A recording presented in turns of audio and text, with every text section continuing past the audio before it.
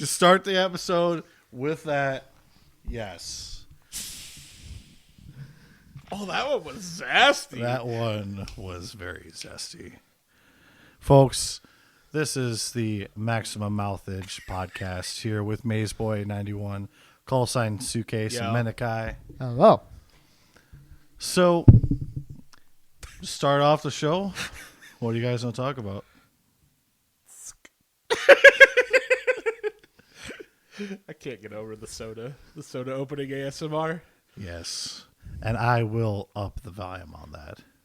Oh, sexy. Well, okay, we're not trying to get people to fall asleep here. And that's what most ASMR does. Right. But if our podcast put people to sleep, there's a problem. They got to be on some kind of drugs. Yeah, it's their problem, not us. We're entertaining. Yeah, true. Exactly. So I'm looking at y'all. What are you looking at? I don't know. Are you on something? You don't see the purple dragon behind you? Purple guy. Oh, no. It's the purple guy. It's Five Nights at Freddy's. But anyways. All right. So What a good start. we have like so many ideas for podcasts. Yeah. Menakai keeps coming up with them. I keep coming up with them. Yep. I'm just lazy. He's just here. I'm here for the entertainment value. At this point, he's third chair, but it's all right because he's great anyway. Bitch. But so one of the ideas I wanted to do tonight is cartoons. Basically 5 or 6 cartoons that changed you as a person that you just remember watching the crap out of back in the day. So I got to do to make us more organized.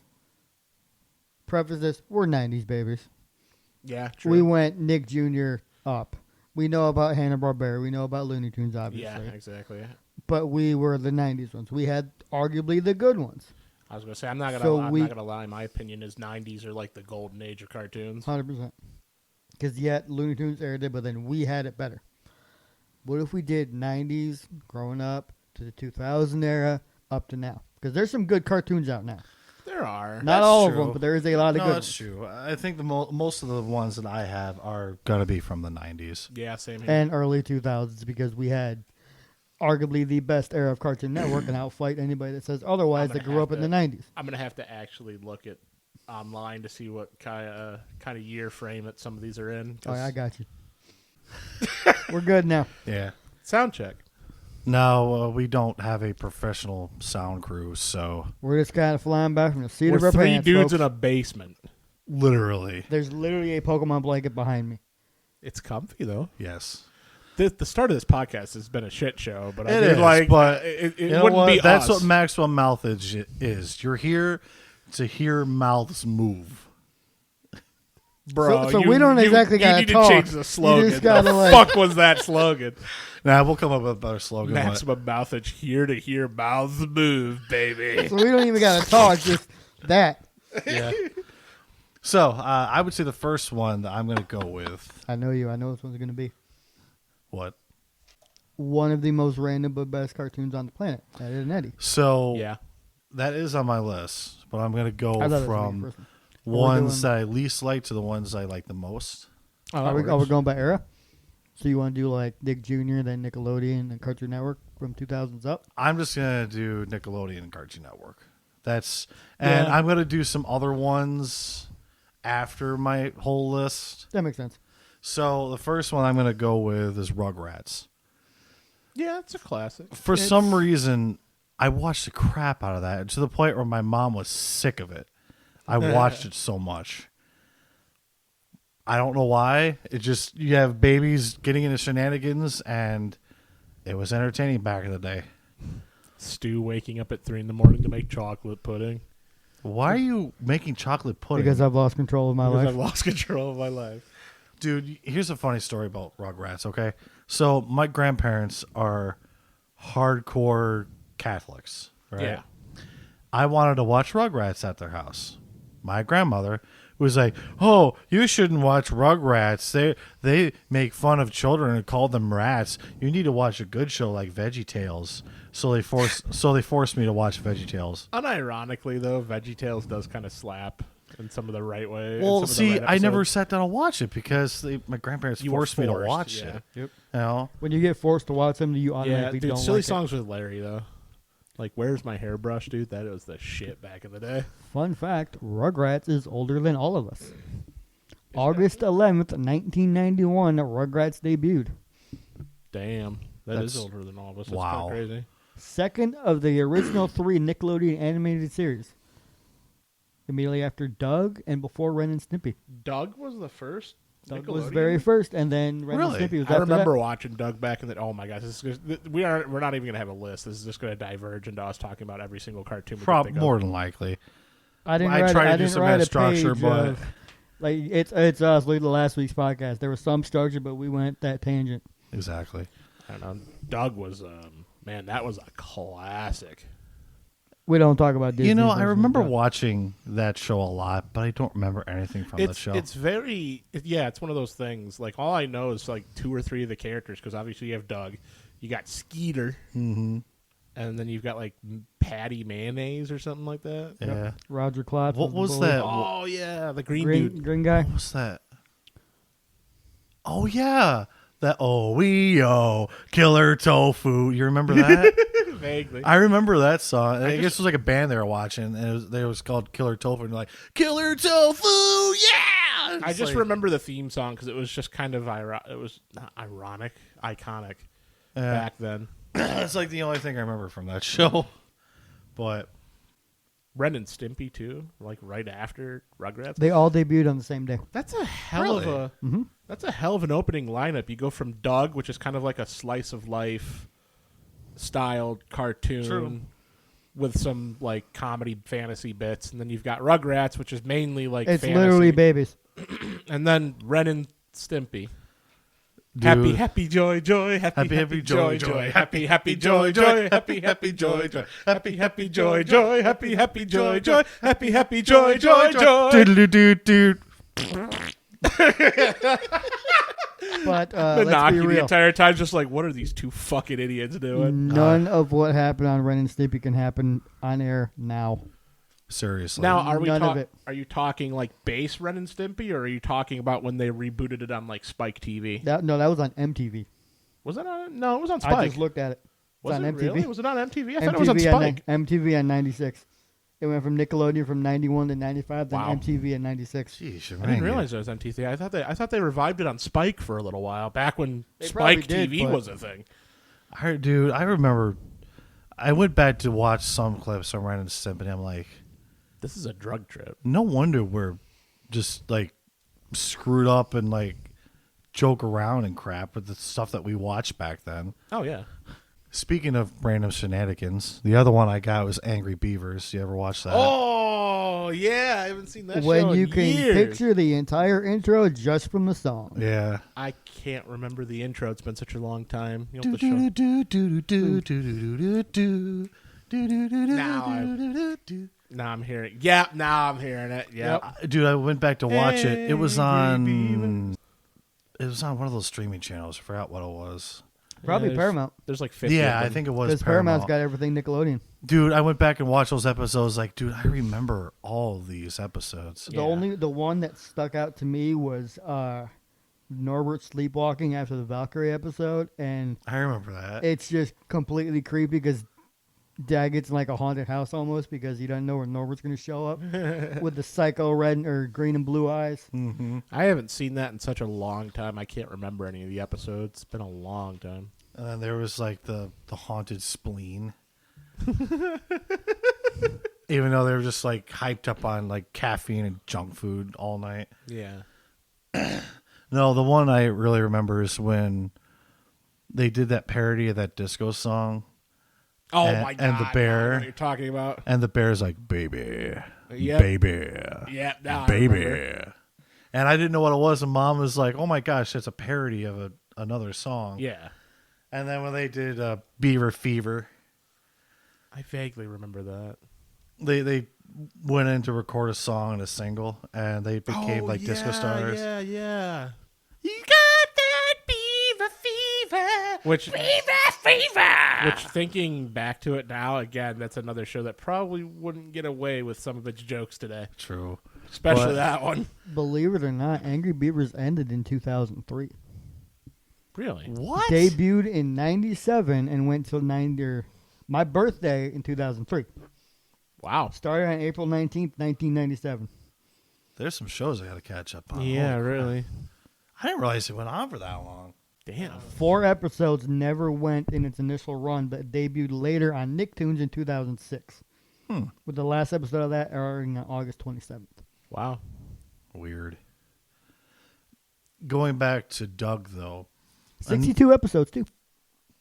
Really? 62 That little? episodes? 4 seasons, 123 segments because you split them into the 2 different things. Oh, so technically it's like Yep. 123 123 episodes. segments, but 62 full episodes, half hour. Wow. 4 Wow. seasons. That doesn't sound like a lot. No, it doesn't really.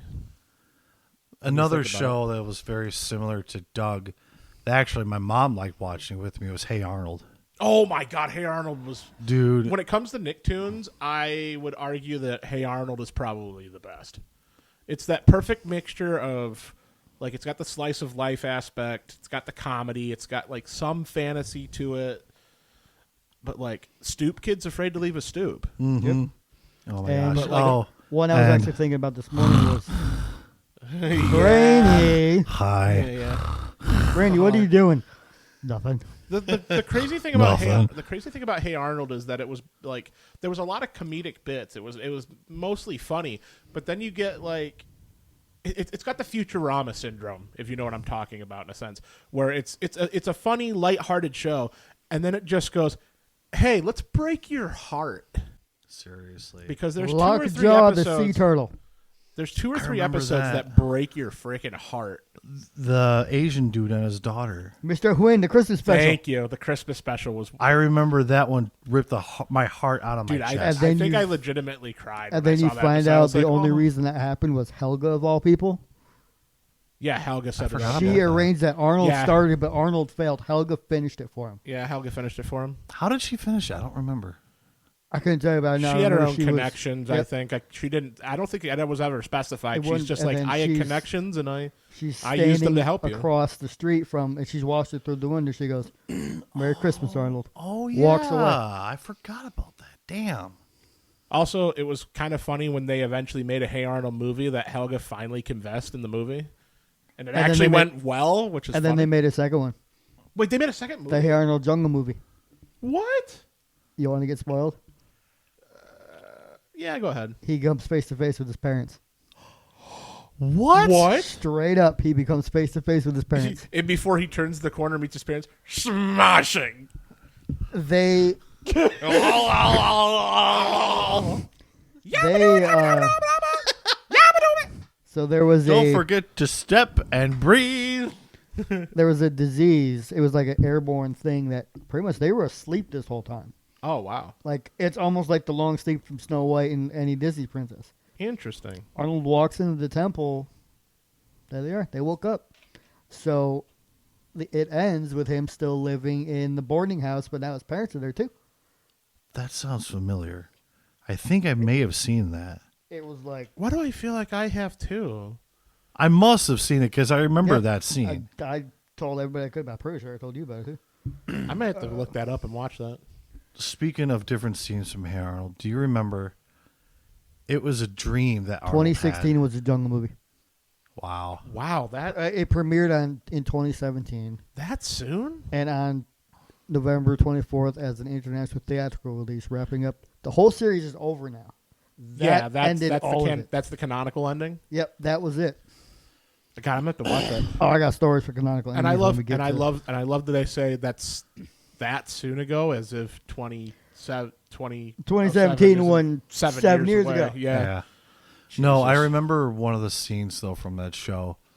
Arnold and his friend were sitting there. They were on the bus and they were really old. Gerald. This is the one where him and Jared had to fight and they didn't want to talk with each other. Oh yeah. Yeah, I And remember they- But then it and- goes over to Arnold's grandpa and Because he's Grandpa like, had actually said, "You don't want it to be where you will never speak with him again." yeah, Yeah. exactly. You And don't it wanna was have like- regrets.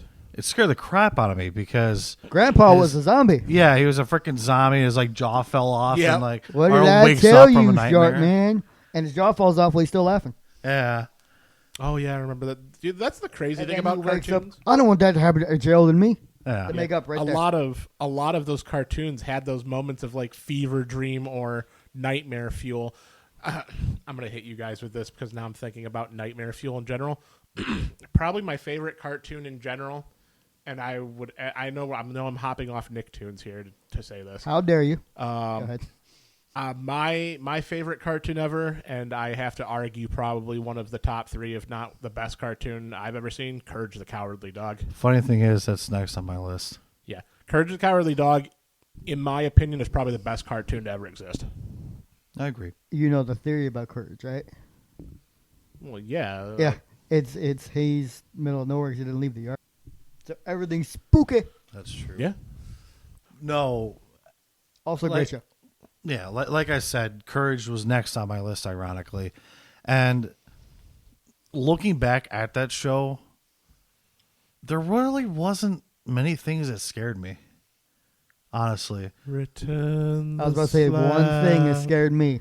Return the slab. That didn't scare me as a kid. I think the thing about King Ramses' curse, and it's still unsettling to this day. I think it's the way they did. It wasn't made in the same animation style. Yeah, it was the factor it was made. animated. It was made in like a weird CGI animation style, and I think it was like. I think a lot of Courage had the birth of like that sort of animation because it was like Courage had a very flat 2D style still, flat like 2D 3D style. But then it had those really You had weird Ramses, moments of you had Ramses. You had the you're white, not perfect. the white floating head with the white black floating head. lips. None of those scared me though. And I the hear purple people. tree. I hear people all the time saying, "Oh, Return of the Slab scared me." It's like I don't remember being freaked out by that. King Ramses freaked me out, but a lot of the other stuff never really did. The one that always got me, and I don't know if you two remember this episode. It was the one where I don't know if Courage was the one that won the trip or Eustace won the trip, but they go out to the big city and they deal with that cockroach guy. You want to know what made these bones? Courage. You don't want to know what made these bones. Yeah. Oh, yeah. Courage goes through the building and he opens one of the doors and there's the girl playing the violin. And then turns she turns around and and like the claymation scream. yeah, That one always got me. yeah. That is the exact one that freaked me out. Yeah. That is the only Ramses one that really got I me. thought it but was that Cat's one- Hotel.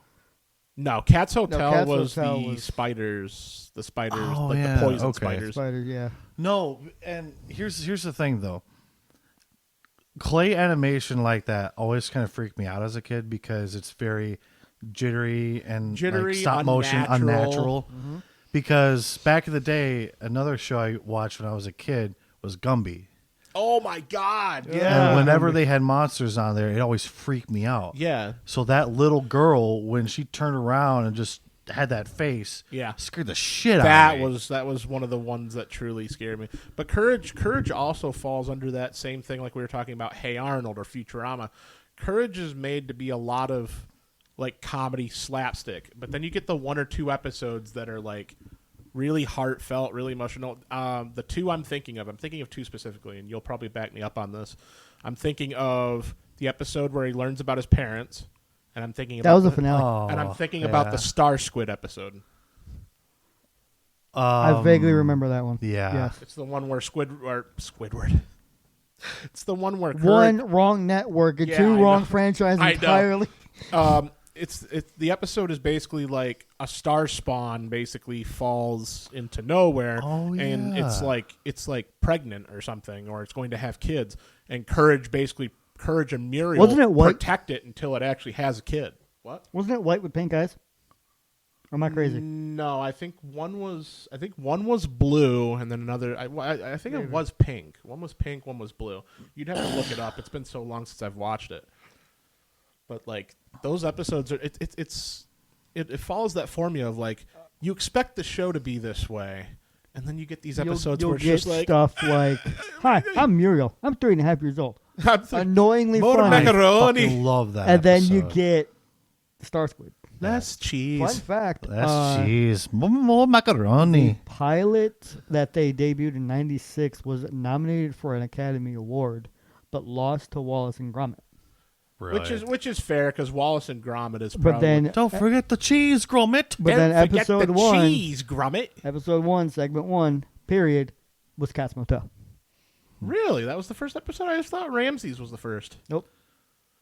I thought the chicken was the first. The chicken from outer space was the pilot that was nominated for the Academy Award, but the official series debut was Cat's Motel. I thought it was the Return of the Slab. Another episode that was way out there for Courage, and I don't know if you guys remember this one because it was a very out there episode.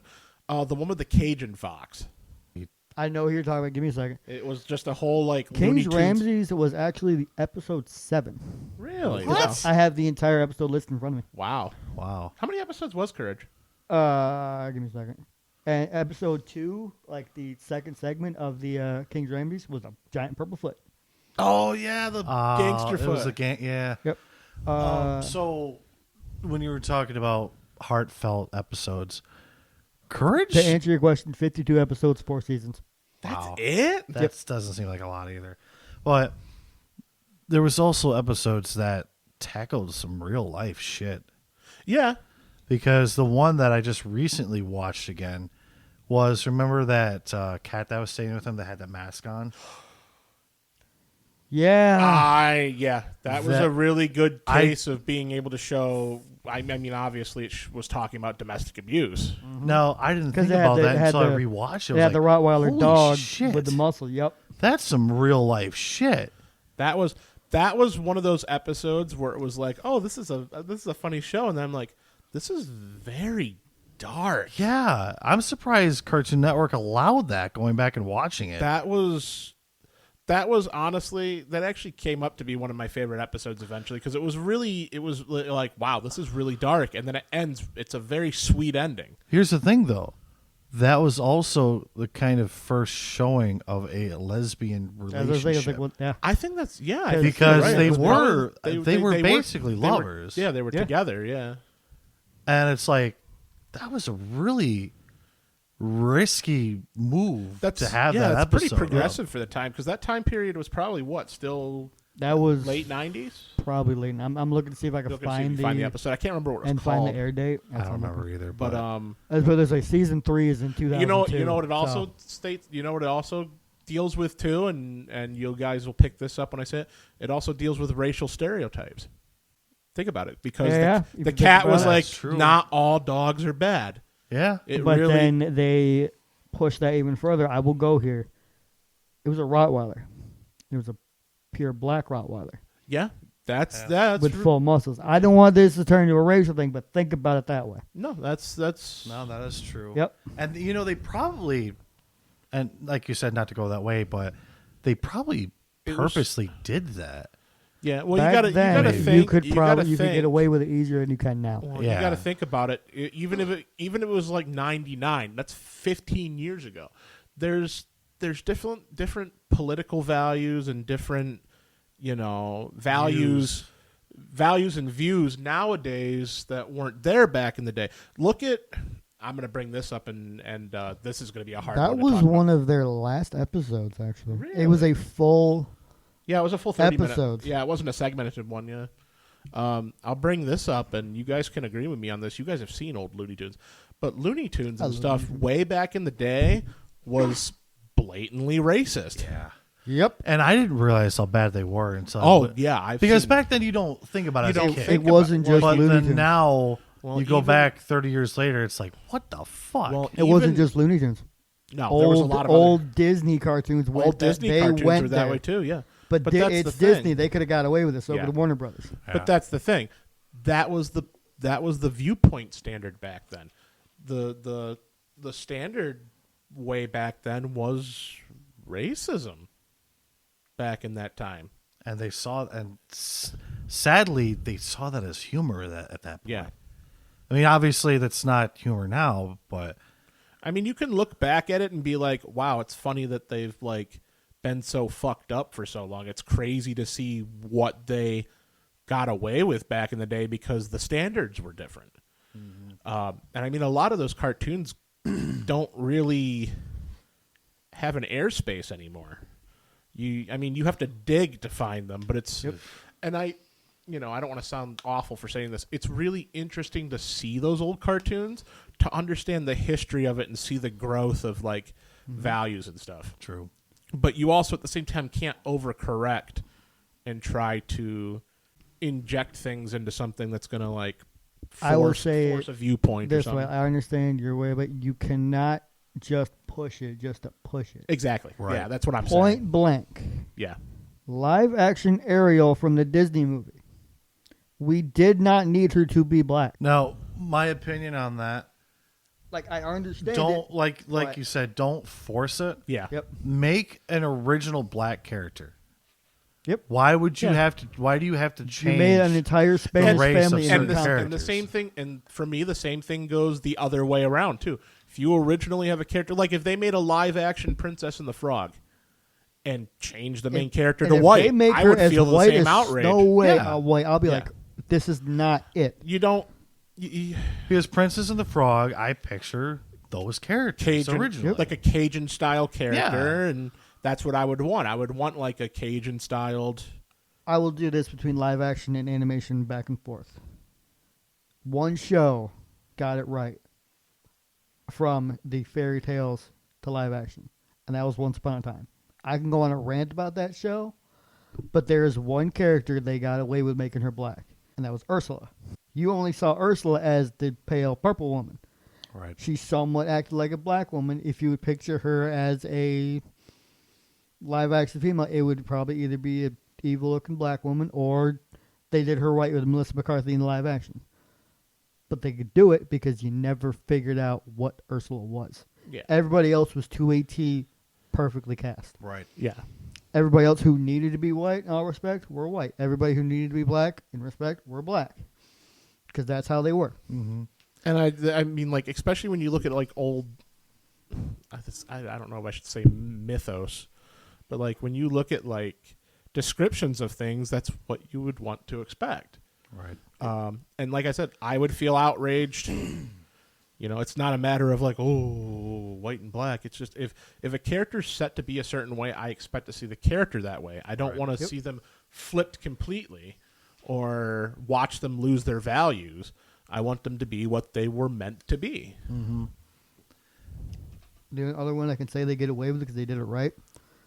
Roger and Hammerstein's Cinderella live action. It was an entirely all black and Asian cast because the prince was Asian.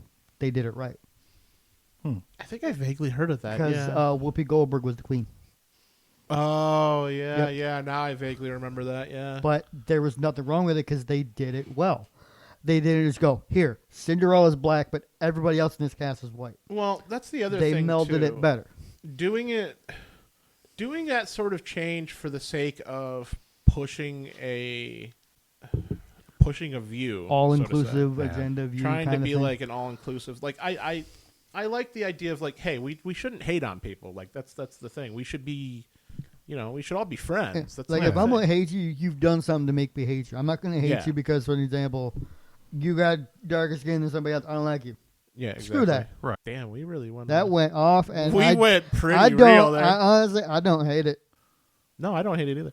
It has been a long time since real conversations happened around us, Right. yeah. and I'm. And folks, that's what you're going to expect at this podcast. We can go into some random rants.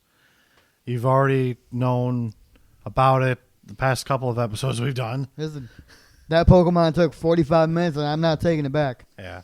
No, that was some. We have some good conversations here. I love the idea of being able to challenge, and that should be what a podcast can do. Like it's the same thing with anything comedy based. You should be able to push the envelope a little bit and talk about sensitive topics without having pushback. Yeah. As long as you're not spreading hate or something. As long as you're having a respectful conversation about informative and respectful. Yeah. Okay, back to the cartoons. it. Yeah, sorry. Cartoons. So, one of the last ones I have on my list, and you actually mentioned it right at the beginning, was Ed, Edd n Eddy.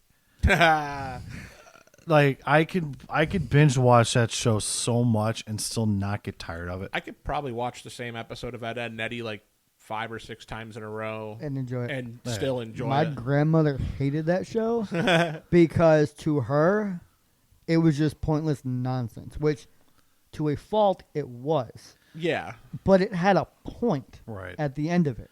And that's the thing about Ed, Edd n Eddy. It's from an outsider's perspective that's never seen it. It looks stupid, random, kooky shit of just these three kids getting shenanigans. But like you said, there's a point to it. There's a punchline to the jokes. Most of the time, a deeper meaning to some of them, like when we get into later seasons of Ed, Edd and Eddy. Yeah. And I'm going to compare another show. So, like I said, Ed, Edd and Eddy had an actual point to all their jokes and things like that most of the time. The one show that I think is just downright stupid and unwatchable is Annoying Orange. That was supposed to be. They took on the popularity of an internet show, tried to make it an actual show. But here's the thing. But they tried to keep his nonsense, Brain and his rot. nonsense was just nonsense. Here's the thing, though. Ed, Edd and Eddy was nonsense, but it still had a point. It was still entertaining. Structured. It was structured. Yes, Structured that's nonsense. that's a great word. Structured. There was a point to the nonsense. There's Yeah. a point to the fad episode. There's Well, a point to High School Shots. But then when you watch Annoying Orange, just like this isn't funny. Yeah. Like Hey, I Apple. I don't want to watch this. Knife. Hey, Apple. Yeah. Apple. And Knife. on top of all of this, though, I realized there's some dark shit in Ed, Edd and Eddy when you really look past all the kooky characters and stuff. For example, Sarah blames Ed for everything, and he gets yelled at his mother, and he doesn't want it to anger his mother. Yeah. Remember that one episode where like he took the stairs he pictured away? Johnny's head on his mother? Yep. Yeah. And he was like crying to his mother, saying, it was all Sarah's fault. Don't get me in trouble, kind of thing. Yeah. Sarah always blames Ed for everything. It's a very Sarah was dysfunctional the spoiled household. Yeah. brat. Sarah was a spoiled little sister. Yeah. And The princess. Eddie looked up to his brother, but made his brother sound cool because he wanted to sound cool. But in reality, he was a dick. His brother was abusive. And abused the shit out of him. Yep. And Double D's parents don't communicate with They him. weren't around. Well, but they, they communicate- held, talk they to- communicate with him, but they practically abandon him. they communicated They with their sticky communic- notes, but they still held them to high standards. Yeah. Yeah. And it's like, whoa, that's some It's like, hold on. dark shit. Yeah, I don't think you ever end up seeing any of the parents other than Ed's. I don't think you see Eddie's at all. No, you see, like, when everybody's not following the rules and then Double D rats them all out, Yeah. Yeah. you see Eddie's father's hand Oh, grab him. yeah. And You'll then you see him like Ed- grabbing their you'll see ears and Ed's- pull them away. Oh, yeah, yeah. That's as yeah. much as you see that I know of. Yeah, that makes sense. And on top of all that, Ed, Edd and Eddy shows like summertime childhood innocence. Go hang out with your friends, go to the park, make stupid shit out of cardboard boxes. Don't eat that dirt. Yeah. Just be home before dark. Yeah. And Yeah. you're really not going to see that generation anymore. Nope. The beautiful thing Because about Ed then and Eddy after too, our generation faded, you think about it like this. When our generation started growing up, they put them in school. I was about to say that. Yeah, they made a transition from Yep. that whole summertime feeling to like school, and then they like it was more when they hit the school arcs. It was more structured, but there was more. It was like a more stricter structure to the show, but they still had those comedy bits like thrown in. But it made it seem like hey, there's maturity here. There's maturing. Another thing I was going to say after our rant we just had is if you look at Ed and Eddy, that's inclusivity done right. Yep. Yeah. Like, look at everybody. You're 'Cause, right. Like, No, you are right. Because, like, you have Rolf, who's the rural foreign kid. You have, like, Jimmy, Sarah, the way that they are, and You got Johnny 2x4. Johnny being borderline schizophrenic. Yep. That's true. But, like, even look at Ed and Eddy themselves. They're three completely different archetypes. You've got the big, dumb, strong idiot. You've got You got the little guy who schemer. thinks he's a smart ass, and Then you got the brain. then you got the actual brains. But it's like that's inclusivity done right. Yep. Exactly. And then you got the bully, which is Kevin. You got the dumb Well- blonde, arguably with Naz, trying to hang around them, oblivious to everything. The funny thing is, though, is Naz was a lot smarter than they ever really made her out to be. Like, there's a few occasions where they show that she's actually, like, very intelligent, but it's just, like, as a character, they show her off as just the dumb blonde. Yeah, that everybody gawks over. Yeah. Jawbreakers, Eddie. You know what's insane about that show? Apparently, Ed, Edd and Eddy is the personality of the creator. And he just put his personality in 3 different characters. That's kind of a neat There you thing to go. go about doing. That is really cool. Huh. And I'm not gonna lie. If I meet the people who did the voices of Ed, Edd and Eddie, Oh yeah. I will probably cry. I would love to be like, hey, can you do the Ed thing? Yeah. And just have buttered toast. And here's the thing: I wouldn't be crying because I'd be sad. I'd be crying because it'd be like, dude, you guys are my You childhood, guys, yeah. and I love you. Well, and that's the same thing. Great show. It is It a aired great for show. 10 years. It ran for that doesn't surprise me. 99 to 2009. Wow. Yep. Wow. And recently, they actually released a whole DVD set of their episodes. oh, like all of them? Yep. Here's the problem, though: they don't have any of the special holiday specials or the final movie. Or the movie. I They do, just have the episodes, which I thought was bullshit. I do enjoy that at the end of the movie, like the canonical ending, where like the kids actually saw that, like, hey, The ads aren't that bad. no, you guys aren't that bad. It's like you're actually being abused. Like this is like Like, hold on. they actually that's the see amazing that. thing. Like even with the supposedly absolutely horrible thing they did at the beginning of the movie, they realized like, wow, like Hold on a second. this is a rough thing that Eddie goes through. Like this is what he deals with, Yep. and they And then stand his up brother for it. has no discrimination. He beats the tar out of Double D. Yeah, and then I love that Rolf is just like, come here, you stale end piece of white bread, and they just all beat up Eddie's brother, and it's like Yep. incredible. Like they So- stood up for them. Fun fact, Ed and Eddie would become the longest running Cartoon Network original series until Teen Titans Go in 2024. Wow. I Teen don't wanna Titans talk Go about- beat it. Oh, that's going to be a whole rant. Cause I don't want to talk about Go. Yeah, we'll not. We should do a podcast where we talk about cartoons we hate after this. I agree with that. We should Yes. So, Spoiler alert, Teen Titans no, Go go will ahead. be on it. well, speaking of Teen Titans, that was the next show I was going to talk about. I was going to talk about that too. Yep, that's The it. original Teen Titans.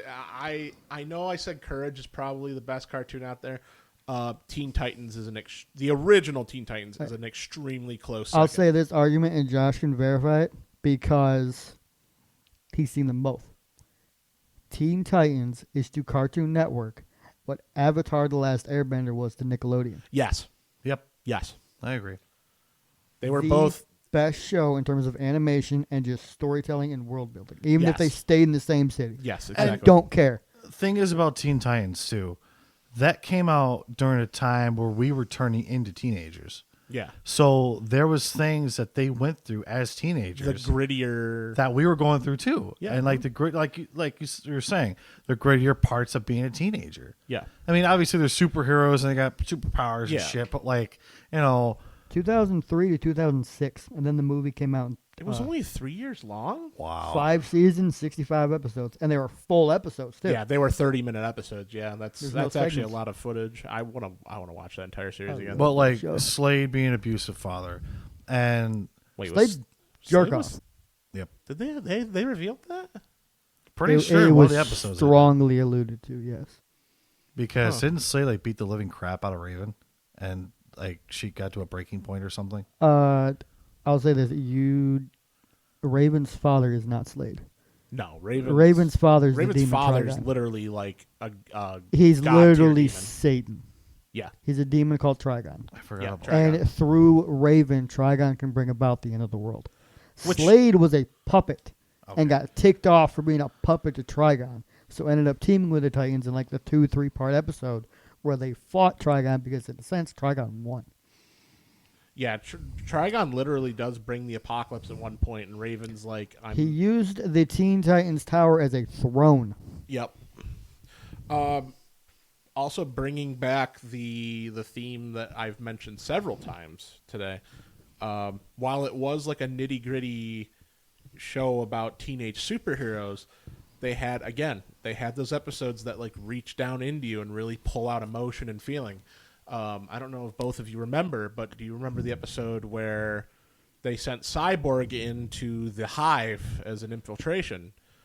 And they gave him his body back. They gave him it was a ring or Ring. something they put on him, and it made Gave him it made him look fully human. And then he also had the ability to turn to stone because of his ring. Yes, and he's like standing there looking in the mirror, and Starfire comes in, and I can't remember what she says, and she's like, "Oh, she says like I prefer the original version."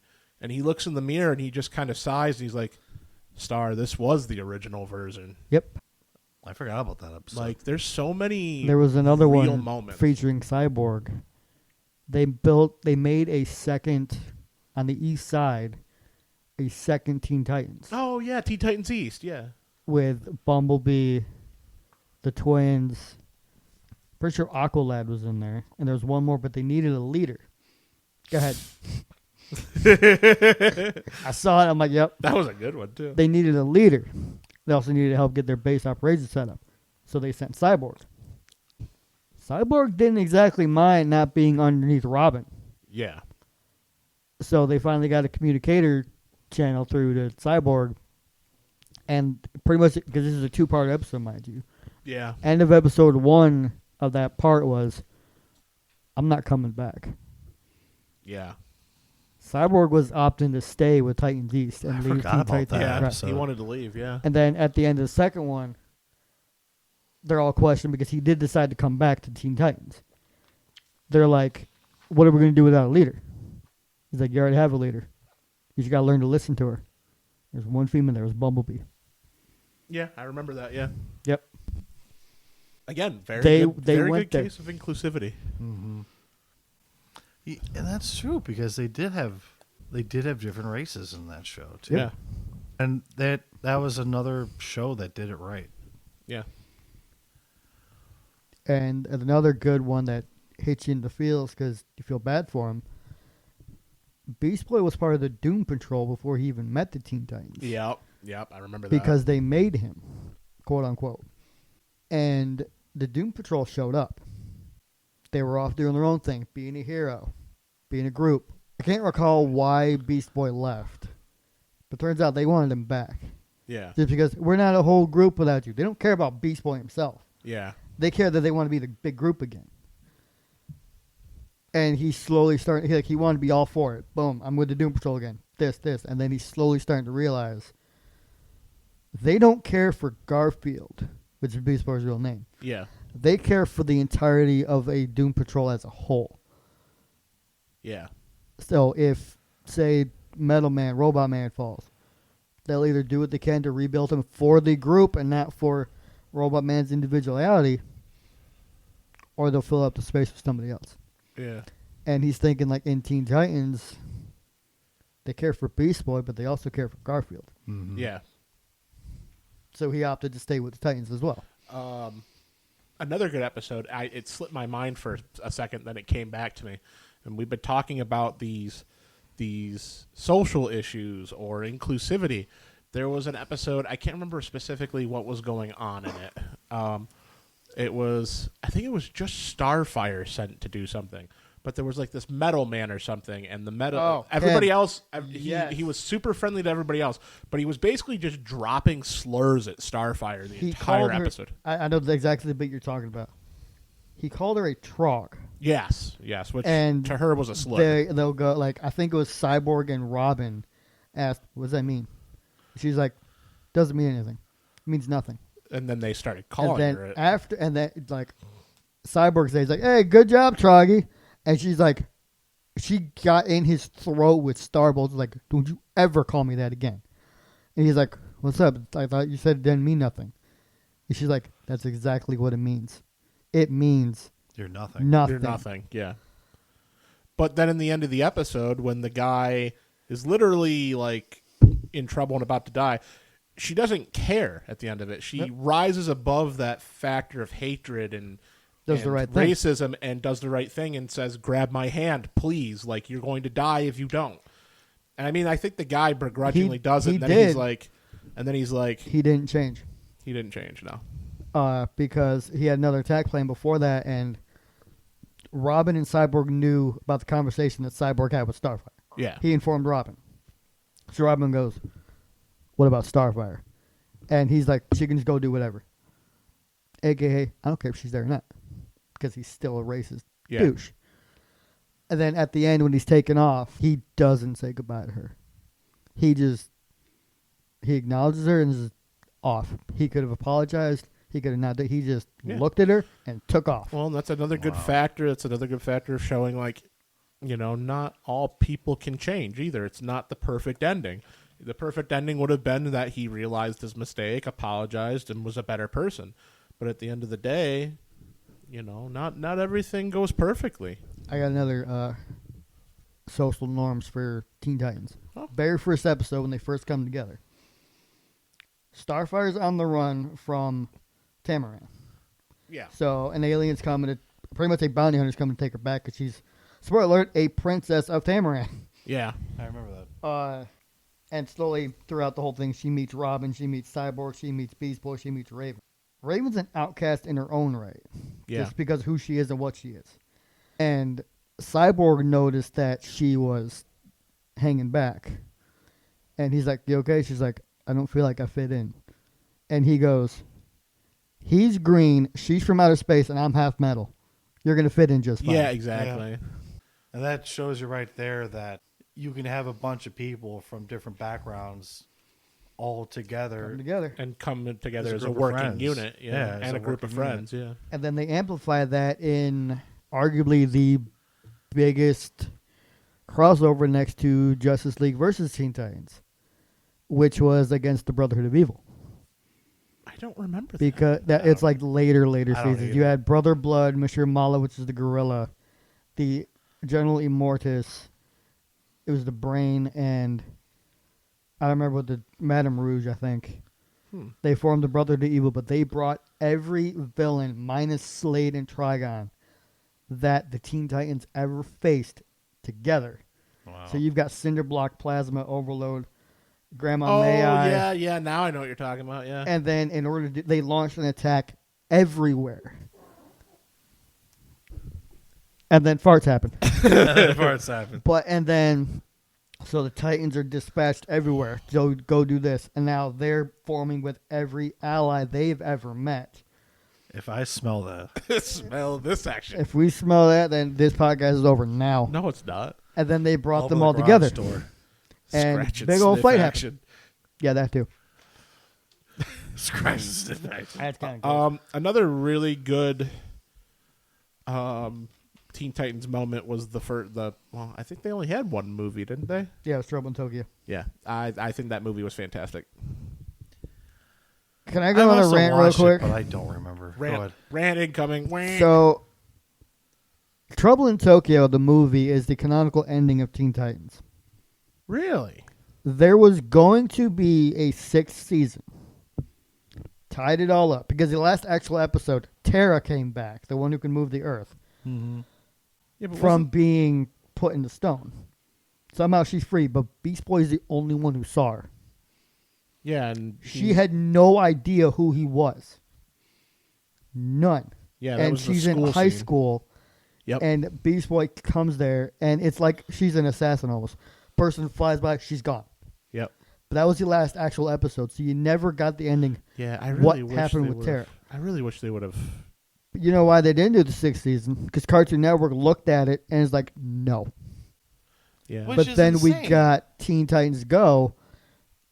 Absolute garbage show. I don't care what anybody says. Yeah, but But then they made the movie. yeah, and then they teased the 6th season. If the movie did well, they would have released the 6th season. The problem is, not a lot of people really care for Teen Titans Go. They just keep putting it on because it's Teen Titans label. Yeah. Because they teased it at the end because you got static after the credits, and it's the original Teen Titans with Robin saying, "We figured out a way to come back," a.k.a. here's a 6th season Teen Titans, and it's been 4 years. Yeah. I don't understand that. When a cartoon is so popular and people watch it, they're just like, yeah, no. They didn't like the direction the season was going to go.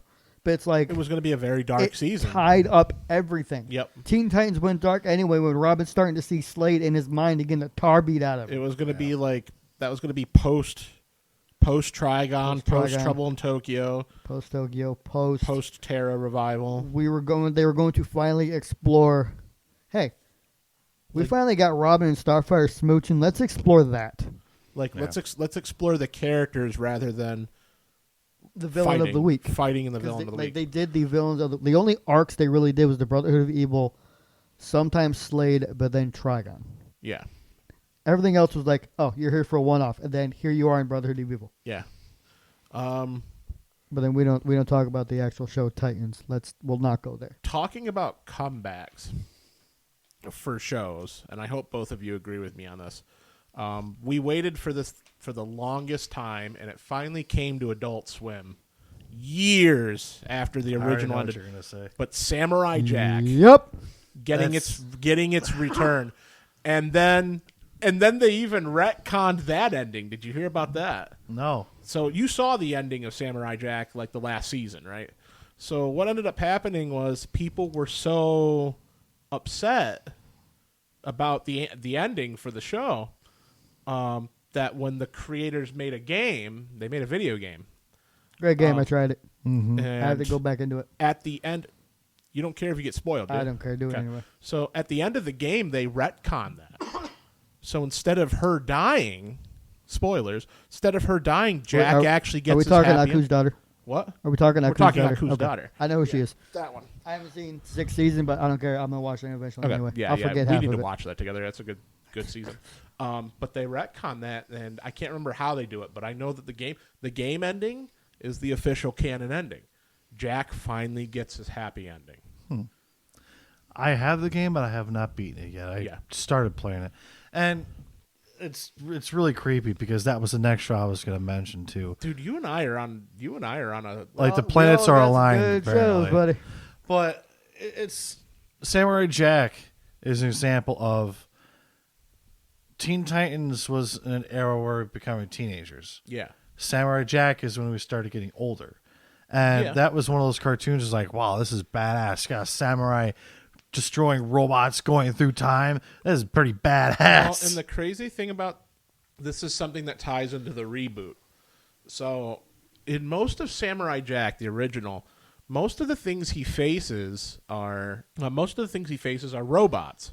Stuff like that. And then Aku. So it's not really real violence. It's just like a man versus machines most of the time. So you see a lot of oil splatter, a lot of stuff. But when the remake came out, it was confirmed that Jack killed his first human being because he kills like 7 daughters of Aku. And he thought they were robots. And that's the thing. He's like, he's done nothing but send robots and evil demons after me. So when he stabs this woman and sees blood, he's just like, what have I done? What have I done? And he like starts dissociating, and he literally, I mean, the entire season of the comeback, he's literally having schizophrenic moments of his psyche just like, oh, you've done this, you've crossed the line, you're done. The sword will never take you back. You're never going to be who you were going to be. No, You're never going to I've only seen like a handful of episodes in the last one. So I haven't actually seen like all the stuff in the last season. Yeah. But it's really interesting because it goes from Jack is like this confident hero, this, and it obviously has its comedy bits, it has its funny bits, but like you never, in the original show, you never actually see Jack like kill someone. He slashes a robot in half and it explodes. You see Robots one thing, demon pig, something else. Sure.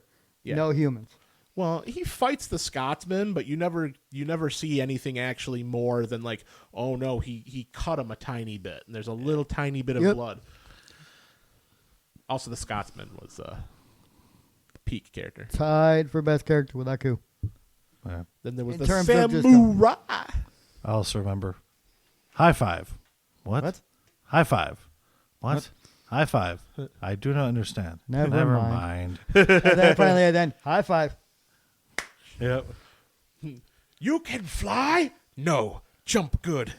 I want to watch Samurai Jack. I know. So many seriously. shows I'm going to go back I and just rewatch and watch again. I haven't seen every episode of the original one either. I've seen a bunch of I've episodes. seen but most of the original I series. want to just sit down and just binge I watch all know of them. I saw clips from TikTok. I know what happens in the final season with the Scotsman, and I'm upset. Oh, yeah, they base boost the Scotsman. You want to know? Might as well. It's incredible. Aku killed him in front of his family. Yeah, but he dies in But like the greatest way then- ever. He comes back as a spirit, and he's like, let's go again. Yeah. So he's back as a spirit now, but he's still Scotsman. But it's like, Yeah. I saw the ending, like him dying. I'm like, oh my. Yeah, but the best part God. about it, the best part about the Scotsman is just like, come on, my daughters, and you're like, oh, he's gonna have like 2 or 3 people. He has a fucking army of just children, Yeah. and they're all And like, he's- they're all just like big buff women, and it's just like, gee golly, I hope this doesn't awaken something in me. And And then it did. And then you're like, he did die. I feel funny. He Mommy? did die doing the best thing he knows how to do. He died insulting Aku. Oh yeah, that's, Aku's just deadpan, just and he's like, Zap. That's awesome. your little liver, nina. So, going back to Nickelodeon. Now, I didn't want to mention this in my original list because I only watched a handful of episodes back then. Yeah. But Avatar: The Last Airbender. Oh, We mentioned it a while we back. mentioned but- it a while back. So, Such a good show. my cabbages. I sat down and I just binge watched that entire show. Yeah. Just episode after episode. And like you said, that is their Teen Titans. yeah, that Exactly. is their like peak, one of their peak shows. And it's such a great show. It is peak story building. One Piece, sure, they did their thing, but One Piece I'm gonna droned be king of on the pirates. and on and on, and it's still going for 1,000 episodes. Avatar did it quick, but Avatar did it right. yeah. There was good structure. There was good episodes. And honestly, that was a show that, in my opinion, really didn't have any filler episodes. I was about to say that. No, Very none. little filler, yeah. None. Because everything led up to something. Yeah. As in, like, if you do DBZ, they're standing there for 20 minutes talking Charging up back the and power. forth. Vegeta, Yeah. let's do push-ups for 5 hours. I'll bring this up Okay, again. Goku. One Piece. There is Oh, 7 episodes in a row where they're walking through a desert trying to get to the capital city. To be fair, though, Bite me. with 1,000 episodes, if there's like 70 episodes of filler, that's like You know he's got an 7%. ending in mind. He ain't there yet. Well, After 1,000 some episodes, he ain't there yet. apparently, if you heard that he's estimated that it's going to be over in 2025. About time, honestly. Like Like nothing against January- One like Piece, but come on. now. January 2025. Like, we're getting close. So Avatar ran, just to bring it back to that, 3 seasons, 61 Really? episodes, from 2005 to 2008. I thought it was supposed to be 4 books though. 3. And then Korra was the last book. Yeah, but we don't talk about Korra. Korra was all right. See, I don't know. I also binge watched Korra too. I don't think the ending was as climactic. I think it was No, very. people lost their minds over it because it's like you got Avatar, but then she ends up with a girl. It's That- like, so? yeah, That's not exactly. what bothered me though. What bothered me was it just wasn't this big, awesome, amazing, climactic, feel good moment. It just they just walk into the portal and go. It's like that. Wait, that's it. Yeah. There's just no big awesome ending. It's just they just walk in and that's it. It was a good show. I enjoyed it, and there was a lot of struggles that Korra went through. But it's like, It just doesn't beat the Aang Squad. yeah, and obviously, every single ending of every show doesn't have to have like the greatest ending ever. But No, but It if you're was gonna have a just- simple ending, at least like match the tone of the, where. I'm gonna pull back stuff that we were talking about earlier, but like if you look at Ed, Edd and Eddy, Yeah. like the way it ended, that's fine. It didn't have it had some climax to it, but it wasn't like this big super showy thing. It was just yippee, we're accepted now, and then we walk off screen, and that was a moment where it just put a nice little bow on it and done. and that's done. That's where the canon Legend ends. of Korra, it was just Yeah, sure, whatever. yeah, exactly. It's like yep, we're gonna walk in this place, and that's So, fun fact for Avatar, and I'm going to bring this up in another cartoon later. The same guy who plays Luke Skywalker and voiced Joker also voiced Spoiler Lord Ozai. That's Mark Hamill. it. That is Mark Hamill. Wow.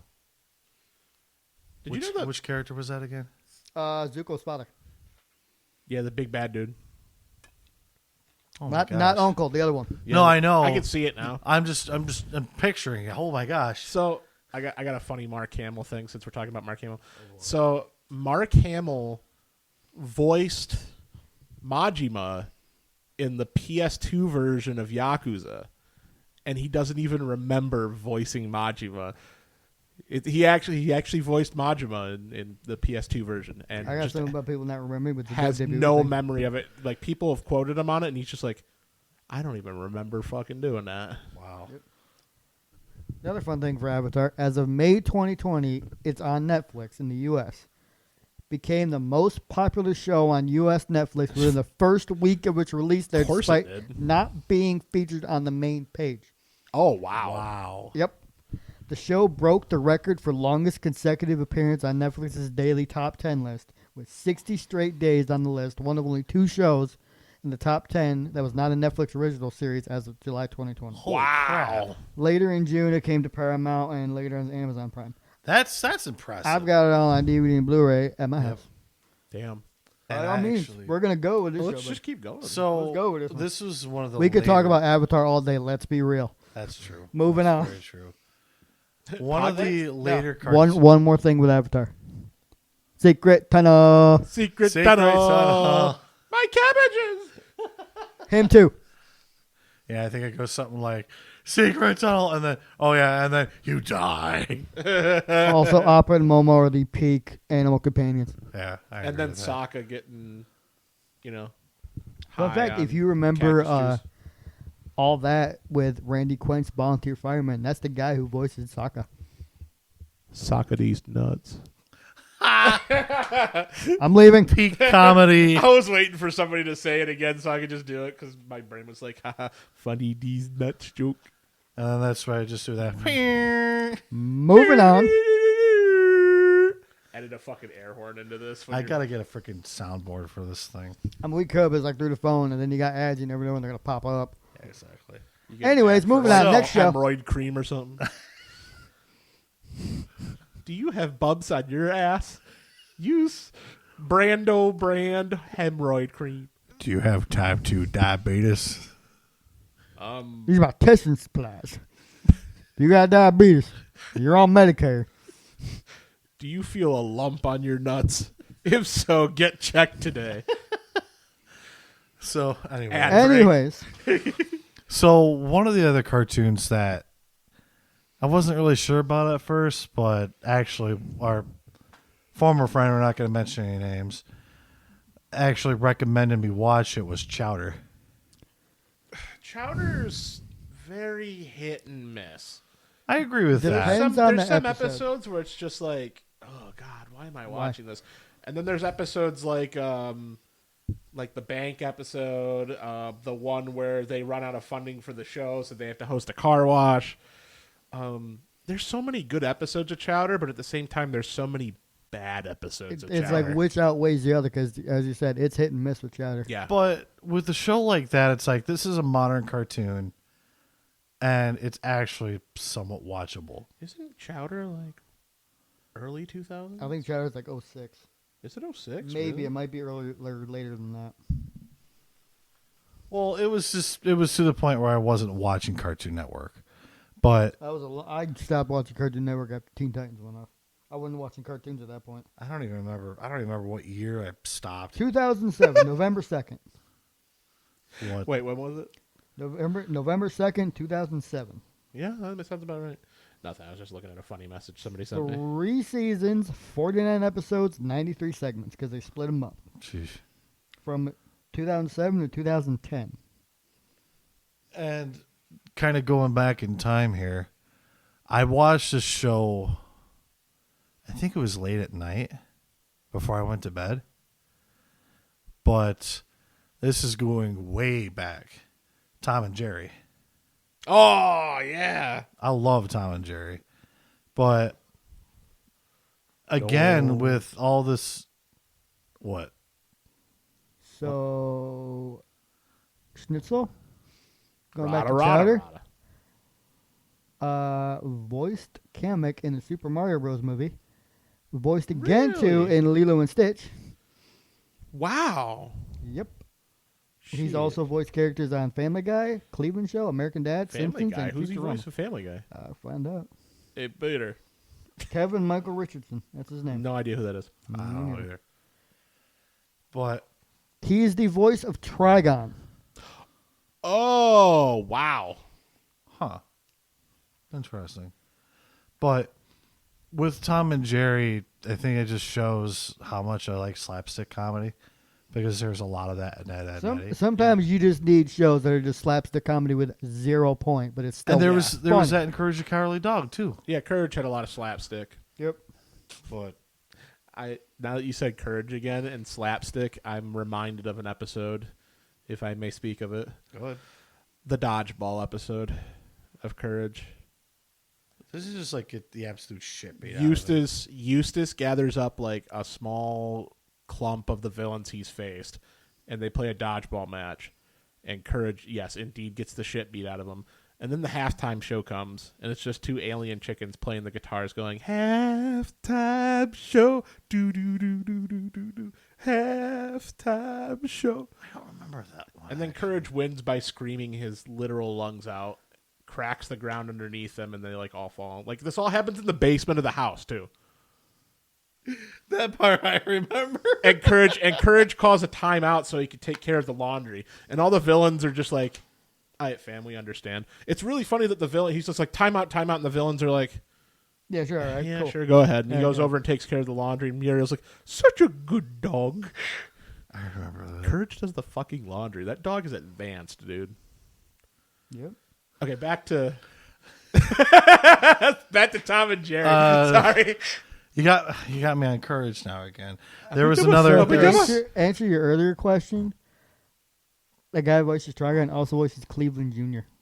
Oh, wow. Dude. That's such a difference. Well, now, and Jerome, if now- you know Jerome. now, are we talking 99 to present. Family Guy? Oh, Family just Guy. all together. Because that means he voices Cleveland Jr. in Cleveland show, yeah. too. That's such a difference. Yeah. One thing I remember going back to Courage. Oh, my God. Here we go. Whenever Muriel would hit Eustace with a rolling pin, Ow! What'd What I did I do? and you just be like hearing the other side of the house. Oh, bam! Ow! You see the comic book, whack. What did I do? You know, He walks back and the rolling pin's broken. talking about the slapstick, it makes me think of, and the sound bites and stuff, makes me think of, I'm going to bring up another one that we've already talked about, Ed, Edd n Eddy. One of my favorite sound bites from Ed, Edd n Eddy, like obviously you have all the funny, like the Subaloa and like stuff like that. But one of my favorite sound bites from Ed, Edd n Eddy was, it was one of the school episodes. And like Ed goes sliding down a stair rail, Oh, yeah. and it goes like doo doo doo doo doo doo, and then he I like remember ramps that. into a wall or something, and it's like my favorite sound bite Oh, because dude. it's just so out there.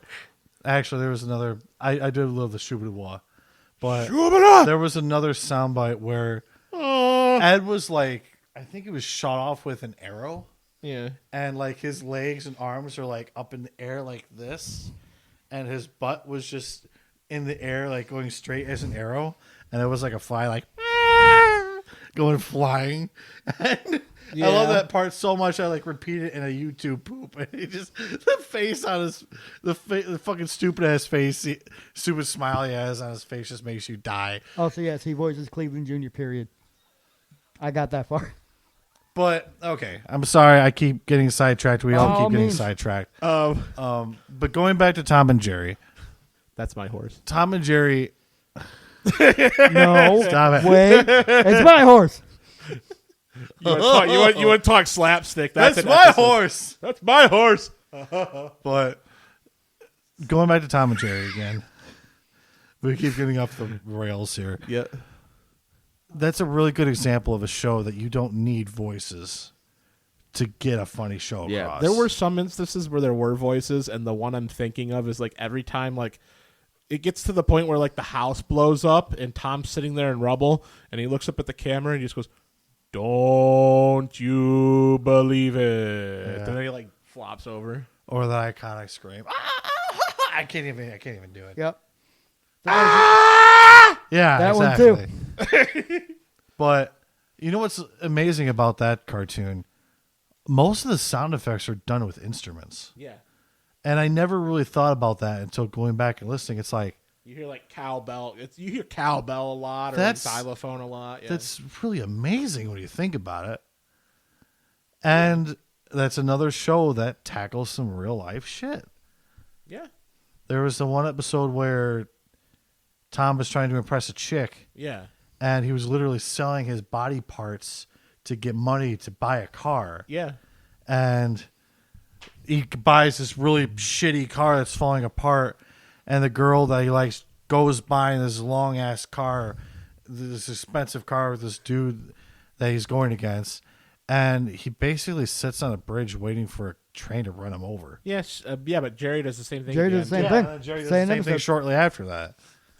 And it's like... Fun fact, that was the last episode. Really? Mm-hmm. You know what episode I'm thinking of when we're talking about like him trying to like Woo a girl is the one where he the is Cowboy? you is or is you ain't my baby. I actually wanted to learn that song. I wanted to see what it actually was. That when he makes the shitty pinstripe suit with like the tablecloth or the he's just like looks like a freaking JoJo user. Stand user, whatever you want to call it. And like I was saying, the cowboy one.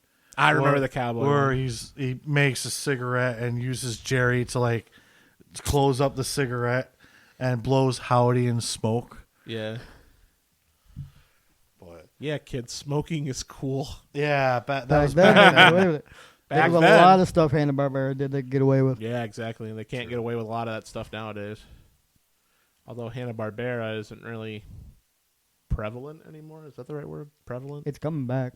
Is it coming back? Really? There is going to be a new 24-hour old school cartoon channel with like your Hanna-Barbera stuff like Tom and Jerry, the Smurfs, Johnny Quest.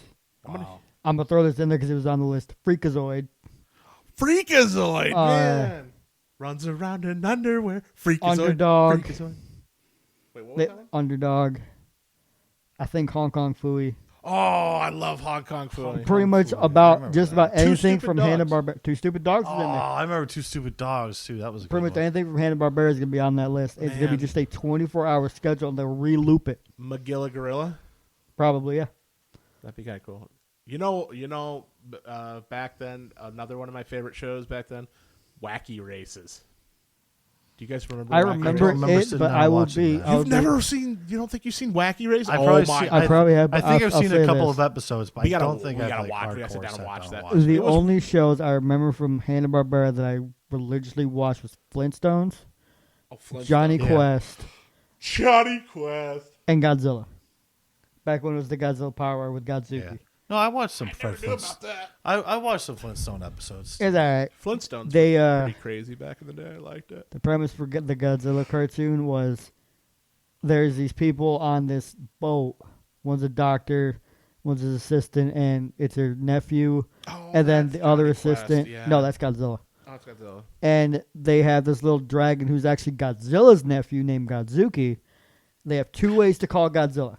Godzuki screaming his lungs off like an alarm, or a buzzer, like a little button thing that pretty much calls Godzilla because there's giant monsters that's showing up everywhere. And Godzilla just shows up. But they gave him actual fire breath and laser eyes. Godzuki just sounds like some sort of fucking frozen treat somewhere. Hey boys, let's go out and get a Godzuki. Whoa, a Godzuki! Wow, Godzuki. I'm going to show you who Mine's Godzuki is. purple. What color's yours? Mine's got cheese flavoring in the middle. Meet Godzuki. Oh my god, that is not anything close to what I was Meet expecting. Godzuki. So derpy And looking. I it's- love it. Here, there's, mind you, this is the time of cartoons where sizes of things will change in a single frame. Yeah. But this is technically somewhat the size of Godzuki compared to the humans. But then he'll also shrink to the size of, let's say, Andre the Giant compared to an actual human. Oh my god, that's crazy. I'm like tearing up because I'm like. But then also it's kind of great because also meet Godzilla. Oh, Godzilla looks so derpy too. He was kind of derpy, but like Oh, yeah. minus the movies, this was Godzilla to me back then. Yeah. But Huh. yeah, that was the thing. I wanted to bring it up at least one point. That's I could go on a actually pretty rant cool. for the 2001 movie and then the series came after it. 2001 movie was hot garbage because it was America's take on Godzilla, and they ruined it because they made him a giant mutated iguana. Yeah. And then the show kicked off right after the movie, so that last egg hatched, and then that grew up into being actual Godzilla. Same people from the movie were there. They raised this one. So he's now dealing with, I'll say supernatural terrestrial threats like giant monster things. But an alien race actually resurrected the body of that original Godzilla and made it pretty much their version of Mechagodzilla to fight him. Huh. And it was kind of wild. This cartoon was so much better than the movie was. But yeah, that was fun. Huh. That was my Godzilla take. I just realized, too, that other cartoons I watched still had that slapstick shit in it, too. Besides the ones I mentioned. A lot of older cartoons had the slapstick style. Well, another one I thought of was Cat Dog. Oh, my God. Dog. Yeah, I can't believe I didn't think of Cat Dog. That's, wow. That's another one that had a lot of slapstick to it. We'll be remiss if we don't mention the early years of this. SpongeBob. Oh, my God, yeah. Early SpongeBob. We don't talk about newer SpongeBob, like older SpongeBob, 99 up to probably 2006. I would Maybe argue, sooner. I would argue anything past the first movie is probably where it starts going downhill. Yeah, I'll give you that, because then they went clay animation. Or CGI. Yeah. I will make this argument. There are some newer episodes that are okay, but like once poor Hillenburg died and they just went kind of downhill. pissed on his corpse. What were you going to say, Minika? Bubble Bowl is the best episode of SpongeBob, hands down. I do like that one. I would debate that. I think All right, I'll raise your debate. What do you got? I think my favorite episode is the Krabby Patty training video. Just That for is the sheer great one. stupidity. And now the Krabby Patty.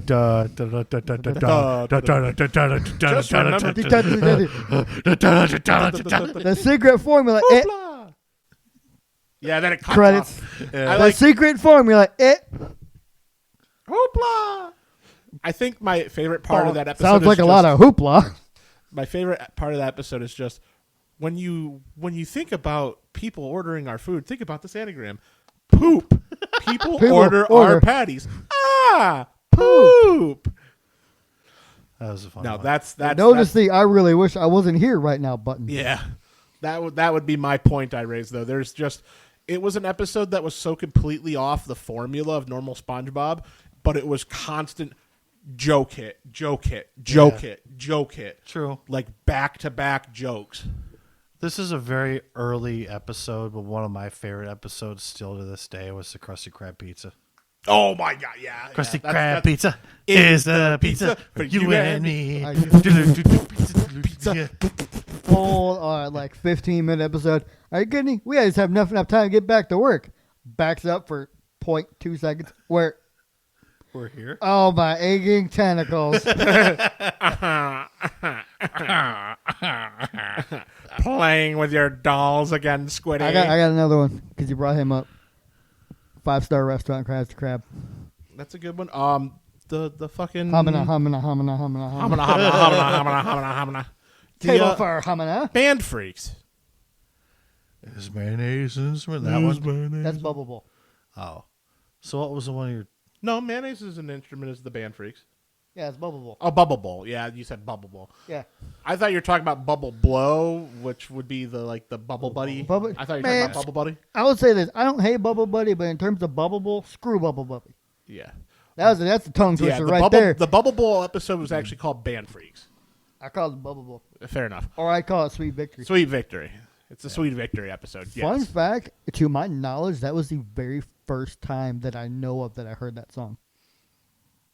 Pretty sure. That's true. Sweet Victory. I don't think I've heard that song before that. Hearing that song any Wait, other way. that's an actual song? They didn't just make that? Yeah. It's an actual It is song that a they full put like up. 4-minute song. There's a whole second burst to that. That's funny, though, because it's on the SpongeBob album. Yeah, and they cut it to where they stopped. But there's a whole second verse. That's like a 4-minute song. Wow. Mm-hmm. Love that song. But yeah, I think that's the first time I actually legitimately remember Yeah. hearing Sweet Victory. I agree. Yawn in the mic, boys. I got to go to work in like 2 hours. 2.5 hours. Oh, jeez. So Let's keep blowing more time, boys. What are we at? I don't know. 1:21:45. Ah, that's pussy shit. We got to go we 3 got time. hours at least. At least 3 hours. I'll be remiss. I gotta edit all this. He's Remember, like, I got to edit this. There is one. take me that to I'm like surprised. Wednesday. Yeah, there's one I'm surprised we didn't bring up. Okay, hit me. The Powerpuff Girls. Bro, It's really hard to got talk. some stories. It's on really hard to talk about Powerpuff Girls after We don't talk about the remake. reboot. Oh, the remake because is hot garbage. the reboot. When I heard there was a reboot, I won't be ashamed to admit I was like, "Wow, they're bringing back Powerpuff Girls." I was awesome. all for it. I was all for it. And then Me too. And then it happened, and I saw like 5 minutes of an episode, and I Listen, went, do you "This is do you want to know? fucking trash." Josh knows what I'm about to say. They made Bubbles dressed like a hooker. She's still in kindergarten. Dear God. So the one Fishnet episode. stockings and all. Now I don't remember seeing that one, but the I one saw the picture. the one episode I didn't see the full episode. I just saw the part that turned me off from it. They had the girls twerking, Yep. No, They got to that's- make it modern times. and it's Well- like, nope, I'm done. But we'll talk about the original Powerpuff Girls, The original was Which was amazing. freaking awesome. That's Arguably, that's one of those quote unquote girly shows, but they went there with that show. I don't know. I would argue it falls into that whole inclusivity thing we've been Yep. talking about. This I think it entire does time. too. Yep. It's more of a this superheroes aren't just big buff burly you ain't- dudes you like ain't just Batman or Superman. Superman. You Oh, get, we'll bring Batman up later. yeah, But not that Batman and Superman aren't great. It's just like look at this. We've got 3 little children made by a lonely guy, lonely father which who wanted to be a father. So, weird when you think about it nowadays. Yeah, I created 3 children. They're not my daughters. well, we were created by mistake.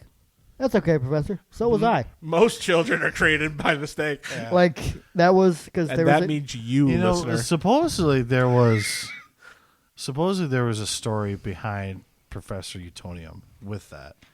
Apparently, he made the Powerpuff Girls weren't the originals. Yeah. Apparently, he made one before that, and he tried to raise the girl as his daughter. But apparently, with all the powers that she had, she caused too much destruction, Yeah. and she left and never came back.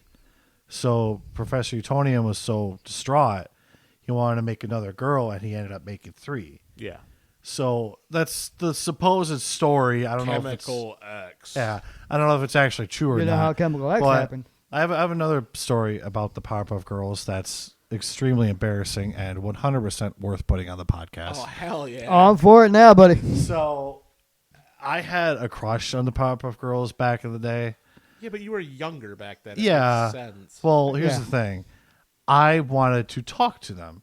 So what I ended up doing was going on buddy. to the Cartoon Network website, and there was a spot where you can send a message to the Powerpuff Girls.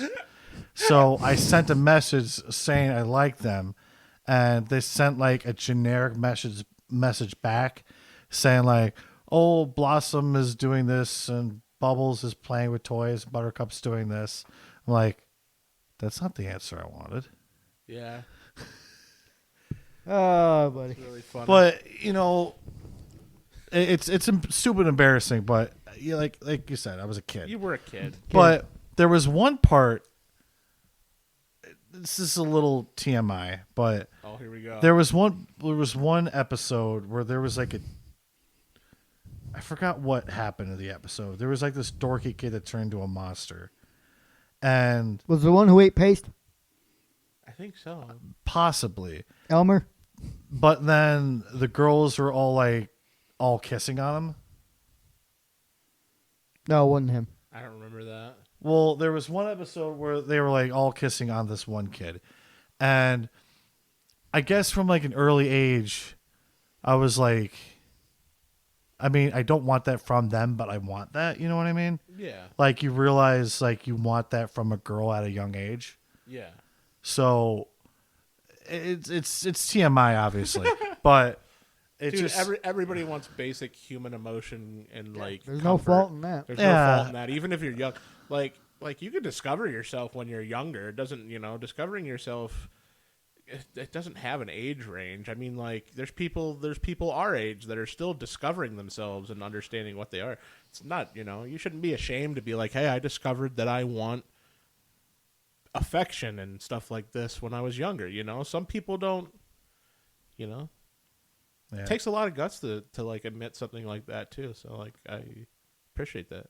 Well, I guess I never looked at it like that. I just looked at it as some stupid, embarrassing thing. But No, you're right, though. I wouldn't be embarrassed about it. You awoke and learned about yourself at a younger age. Some people, there's some people that probably live their whole lives without ever really understanding themselves or understanding what they want out of life. You got that quickly. It happens. Yeah.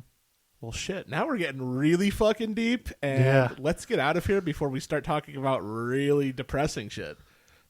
So, I'm just trying to find the one episode he's talking about, but there's a season 2 episode called Too Poop to Puff.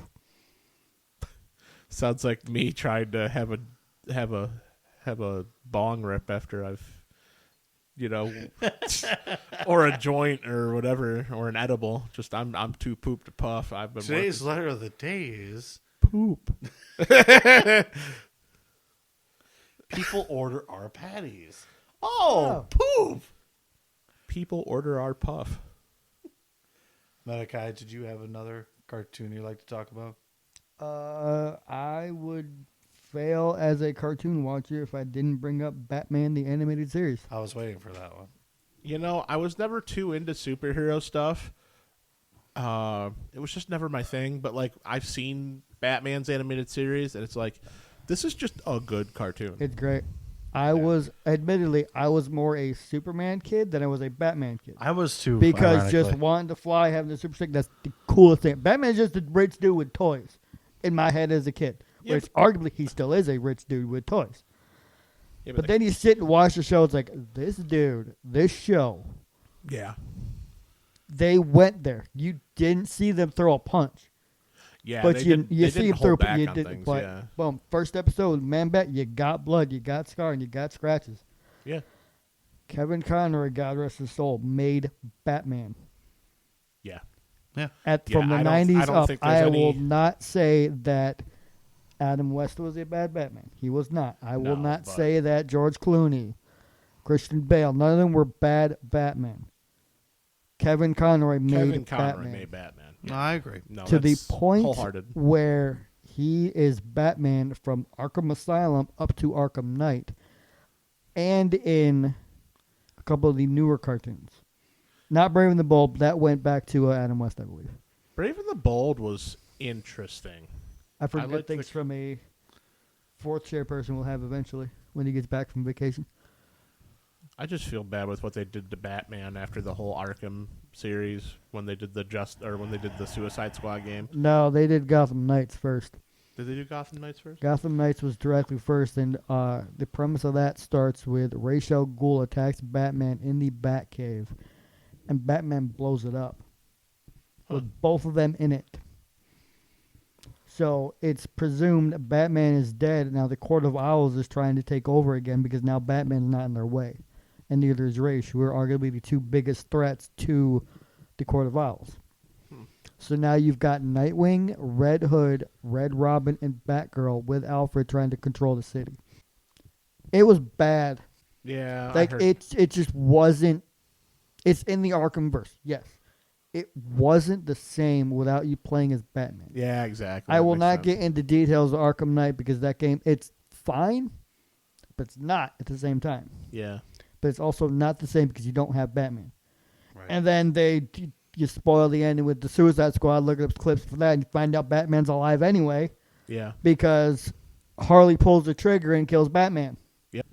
Well, speaking of Batman games, speaking of the Brave and the Bold specifically, I actually have a Wii game of the Brave and the Bold. Yeah, they made that. And it's a side-scroller beat-em-up, and it's actually pretty decent. That actually sounds really fun. Great. I played it. It's like, this is actually pretty cool.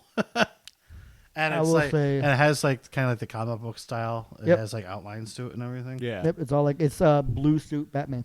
Oh, that sounds awesome. But in terms of Kevin Conroy making Batman, Mark Hamill made Joker. Seriously. Oh, I can't. There is a second Joker, ironically voiced by the same guy who voices Cleveland Brown Jr. in the Batman cartoon. Great cartoon. But Mark Hamill made Joker. Yeah. To the point where he's Joker in everything just about minus Mortal Kombat and the Suicide Squad game and Suicide Squad itself, because we don't talk about Jared Leto's Joker. The thing is about Mark Hamill being the Joker is that he's expressly admitted that he doesn't want to do it again because Kevin's not there. There is no Mark Hamill Joker. There is no Mark Kevin Hamill Conroy. Joker without Exactly. Kevin. But honestly, that's our generation of Joker, and that's the best Joker. Yeah. Because when I picture Joker, I picture that voice. Yeah, I picked that Joker. Period. Yeah. My secondary voice is the one from the Batman cartoon because that was a phenomenal Joker. But number one, boom, the laugh, nobody does it. Exactly. Nobody. And then I do have to bring up, because we're talking about Batman in general. Then they brought Batman Forever, which had the new blood in it, the new guy. Did we ever actually see that guy's face, or was it mainly just Batman Forever? Is that the one movie? No, that was no. I thought that was the newer season with like the newer series that had the black and red suit. It was like a pure black suit with just the red icon on it. I thought it was called Forever. You talking about Batman Beyond? Batman Beyond, thank you. Yeah, we've seen his face. He's unmasked more times than he's masked. Does he? Oh, okay. He pretty much unmasked and masked in the same episode. Batman Forever was the movie with Two-Face Riddler. I thought you were telling me to take a drink. I was just like, I'll take a sippy right now. Break out the whiskey, boy. So it is canon in Batman Beyond that Bruce is his father. Ooh. Also, great crispy. intro. Yeah. But there's also one I do not see unless it is Batman the Animated Series, and that's Two-Face.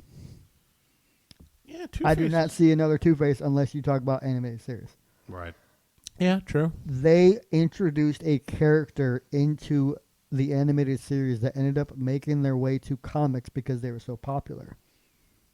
And that was Harley. Yeah. Yeah. That's true. She originated in that She show. was in the show because they needed somebody for Joker. And turns out Joker's a complete D-bag. Yeah. And beats her, but she's so love blind. But they also, I will say this, in Gotham Knights, they made it canon because it happened in the comics that her and Nightwing slept together.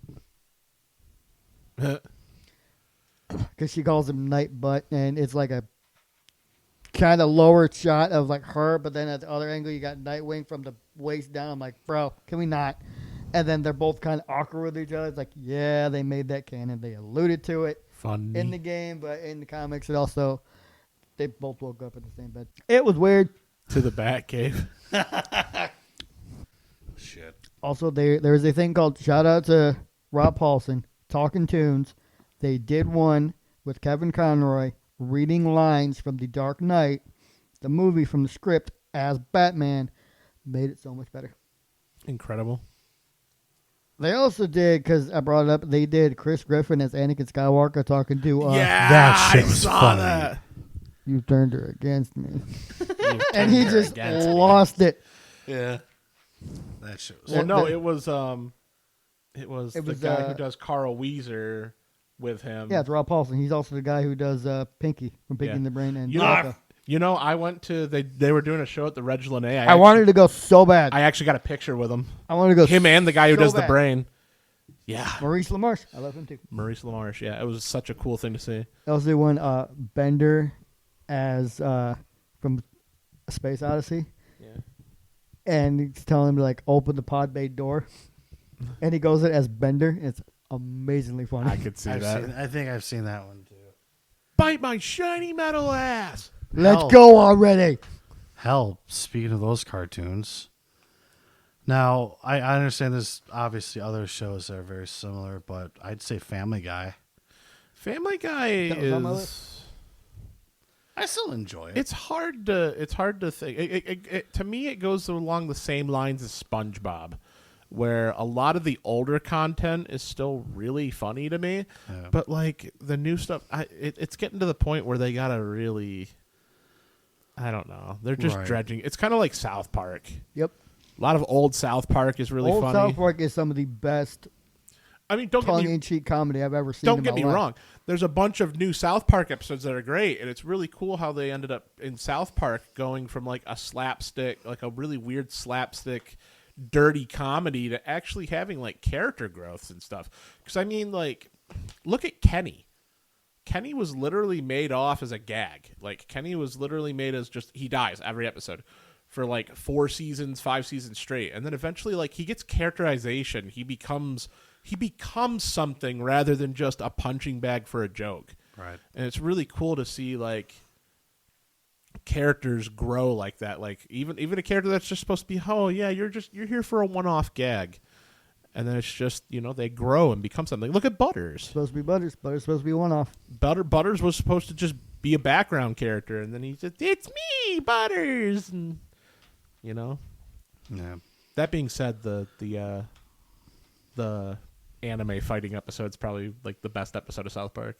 Let's fighting love. Yep. When they like get the weapons and they it's become real weapons, and then Butters gets a shuriken to the ninja star to the eye, and he's dressed as a dog, and he goes all the way, still in dog character, going woof, woof, all the way to the hospital on foot.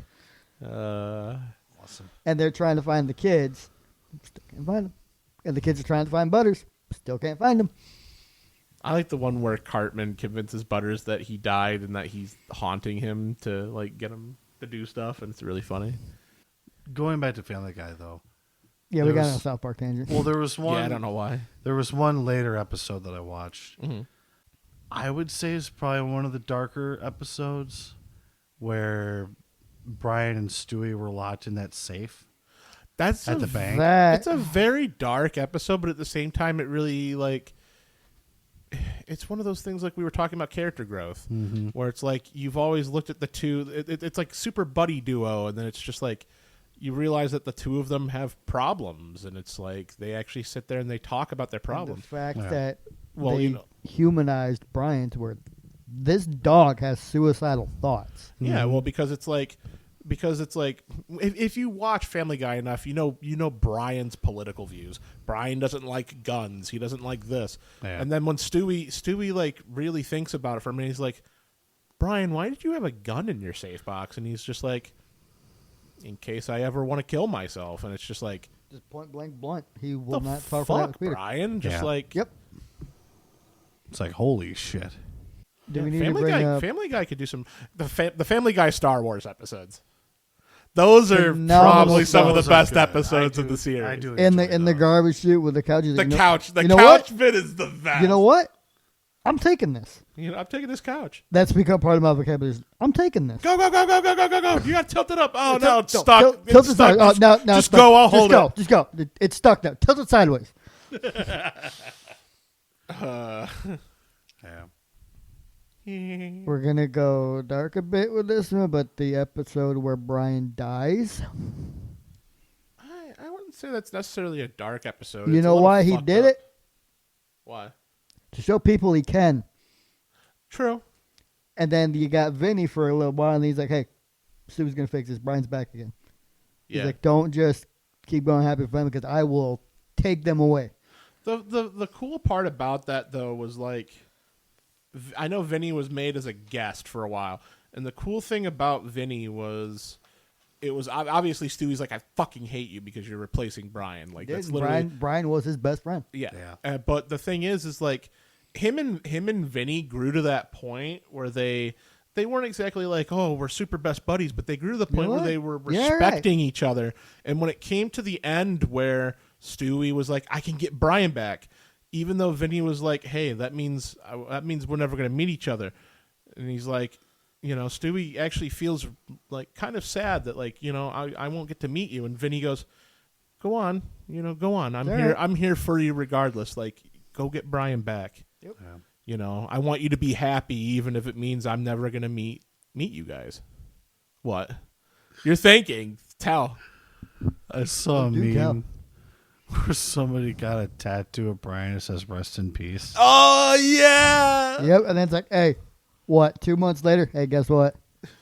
Brian's here. Brian's here. Fucking idiot. I love when people get stupid tattoos. I love that this man's over here got notes and shit and everything.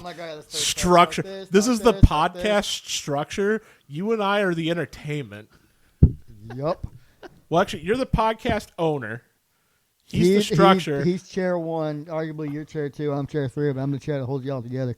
You went from 45 minutes to almost an hour and a half when I showed up. I am the face. I am the beauty. I'm the butt. But this is an audio-only podcast. At the moment. Exactly. That's why I'm the beauty. You have a face for radio. And a voice for silent movies. You know, how about you go fuck yourself? Shit. Man, that one hurts. I'm going to go cry in the corner of the basement after we're done with this podcast, folks. That's him in the corner. Sound like a dying Sasquatch out in West Nevada. Yeah. That's what she said. God, the freaking sound looks like Spike. a butt plug. Dear God. So, I got one show. I don't know either if you two can relate to it, but it fleshed out one of my favorite movies of all time. Hit me. The Lion Guard.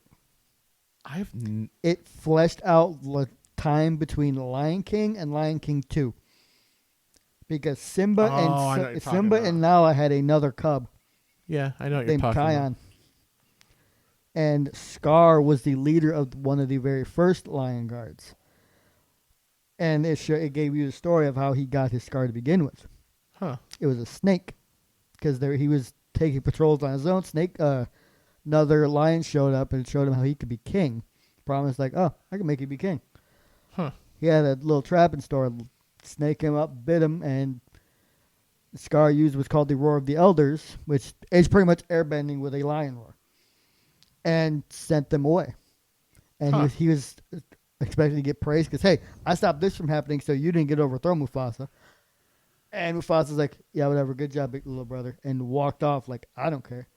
Yikes. So now Scar immediately hates Mufasa and set the plans in motion for the Lion King. Long live the king. Then the Lion Guard, he did again. But in truth, the Lion Guard is just lions. Yeah. In this show, there's Kion, who is Simba's son, a hippo, a cheetah, a honey badger, and an egress, which is a bird. Dude, honey badger don't give a shit. Honey badger's name. Honey badgers? Yep, his name is Bunga. He lives with Timon and Pumbaa. Huh. And Beshti is the hippo.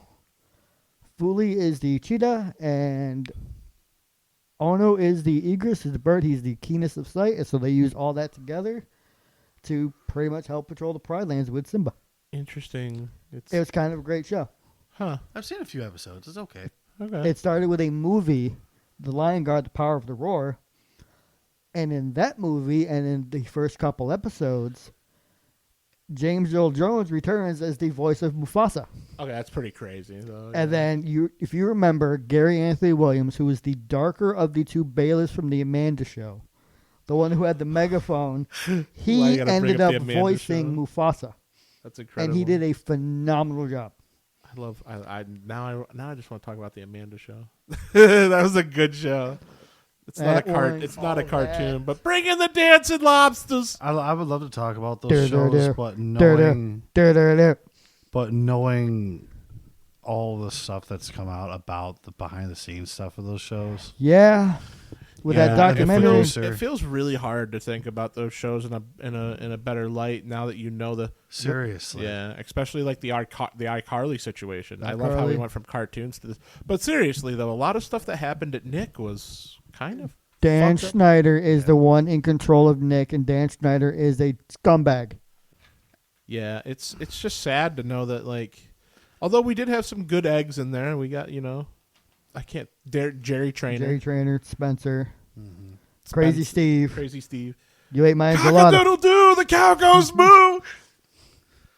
Did you guys ever hear about the fan theory that was between Drake and Josh and iCarly? Yes. So the fan theory was that Crazy Steve abducted Megan and, like, brainwashed her somehow, and that's how iCarly they starts. live in fear. Yeah. She's terrified, and he brought Sam and Freddie into it because they found out. She's like, I will kill you if you find out. he will snap. Mm-hmm. The best iCarly episode is the one where like the elevator opens and it's just him with an ostrich. What you So what do you got there? Smoothie. I was just gonna say that one too. That show is unironically so good. There was the other one I remember just from the clip. Carly thinks Sam is too violent. Yeah.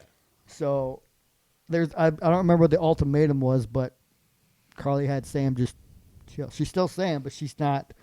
Yeah. I'm gonna beat you with a sock full of butter kind of thing, which is what she did. Sock full of butter. And then there's this like typical like your bully jock. Think the strong chick from Encanto. Yeah. Kind of like that. Yeah, I know what you're talking about. And they're in the smoothie shop or whatever it's called. And the girl just like shoves Carly out of her chair and just takes the chair and she's like, do something about it. And Sam's just sitting there. And then Carly goes, Sam? She's like, yeah. And Carly's like, rip her head off. Instant cheers. Sam destroyed her and threw her out the door and screamed at her friends, and they ran too. I liked the taco guy.